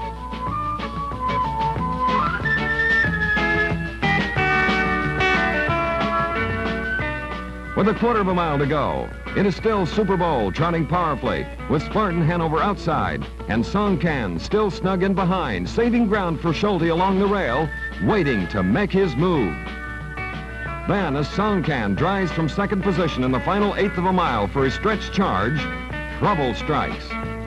The colt responds eagerly and anxiously to Schulte's guidance, comes out too sharply, and clips the tire on the right wheel of Super Bowl sulky. The tire blows out, and Dancer goes to the whip to urge Super Bowl, now dragging an off-balance sulky, to hold off the fast-closing Song Can, charging up furiously on the outside. It is close, but it's Super Bowl in 2 minutes flat.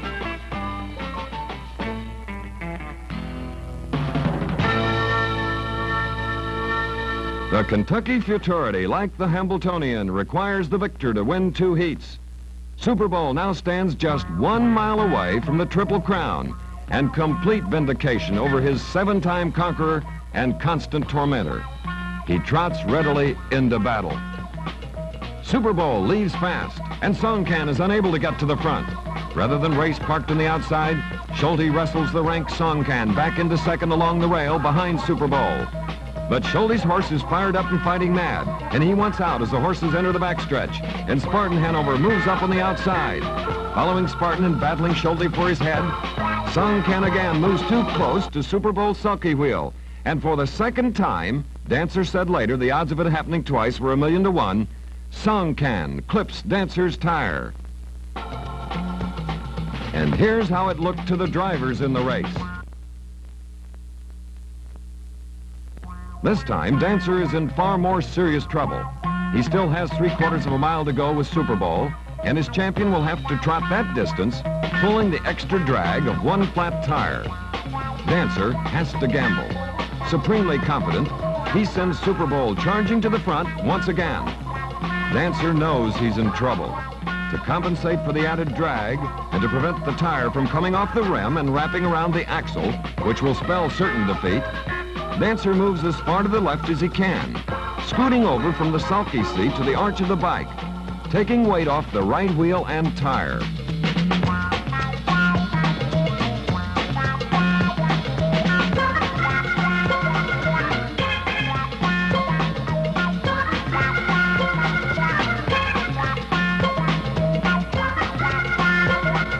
And that is how he finishes the mile, sitting precariously off balance as his champion trots every step of the way without hesitation or miscue.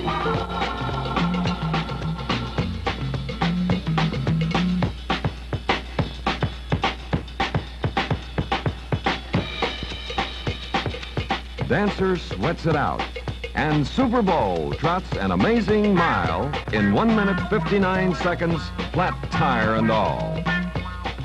This time there is no doubt, and the victory is complete.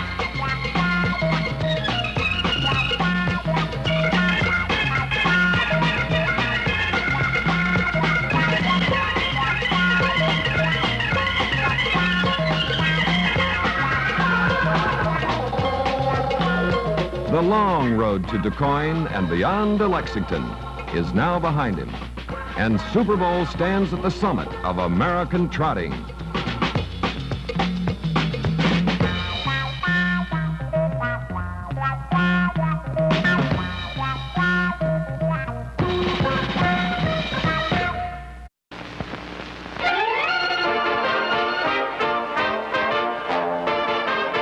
There were many great trotting races in 1975. The Yonkers Futurity, Vernon's Gold Cup, Liberty Bell's Colonial, the venerable Kentucky Futurity.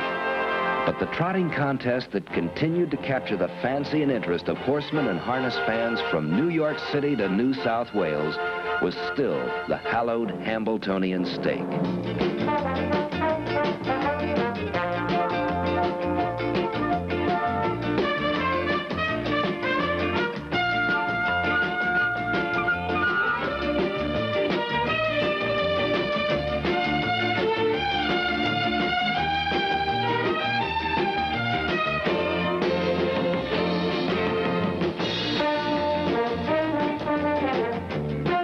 Hambletonian, raced for the last 19 years at DuQuoin, Illinois, was 50 years old in 1975.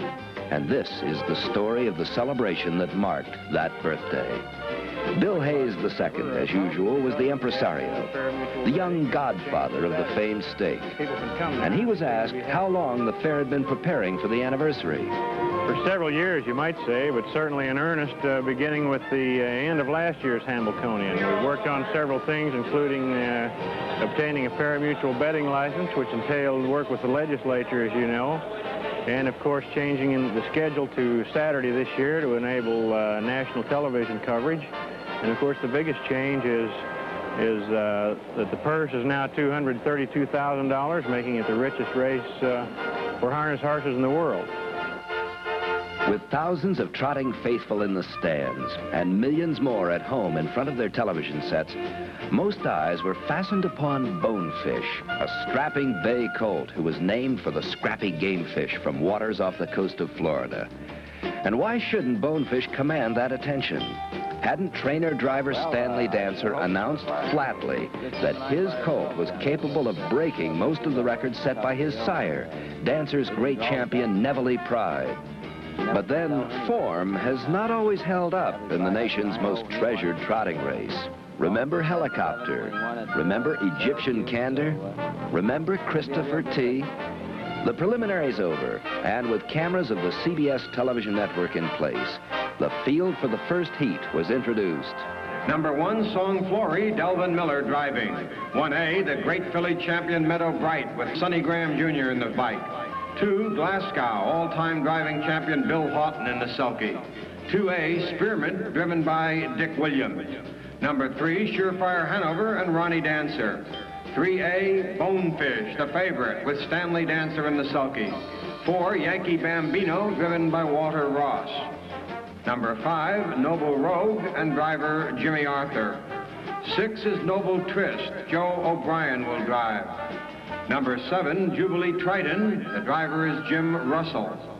8 is Fashion Blaze, Jimmy Laurent in the bike. Number 9, Ways to Win, Glenn Garnsey is the driver. And number 10, second filly in the field, Exclusive Way with driver John Simpson Jr. And the 50th Hambletonian was underway.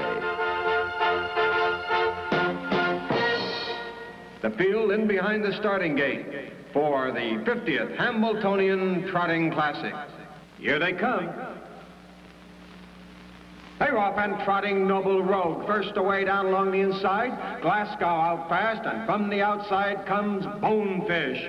Into that first turn, Noble Rogue with the lead. Bonefish powering up on the outside. Fashion Blaze goes off stride, and Glasgow is third down along the rail.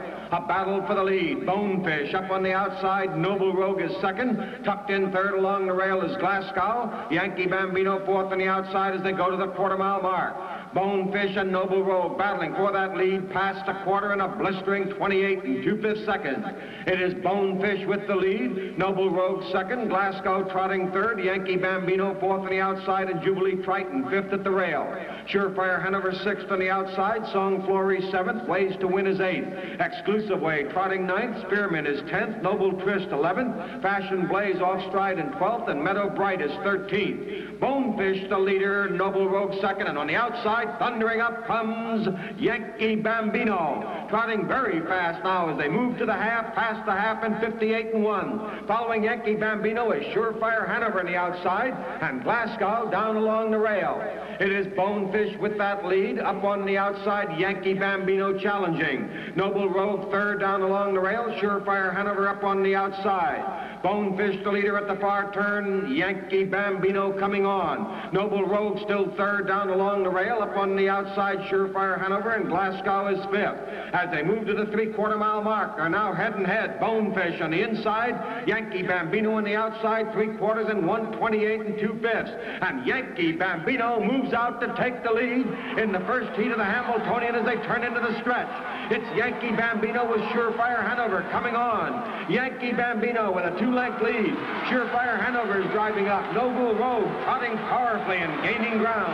And Song Flory is closing ground. Down through the lane, it's Yankee Bambino, Surefire Hanover, and Noble Rogue, and the mile is 1:59 in the first heat of the Hambletonian.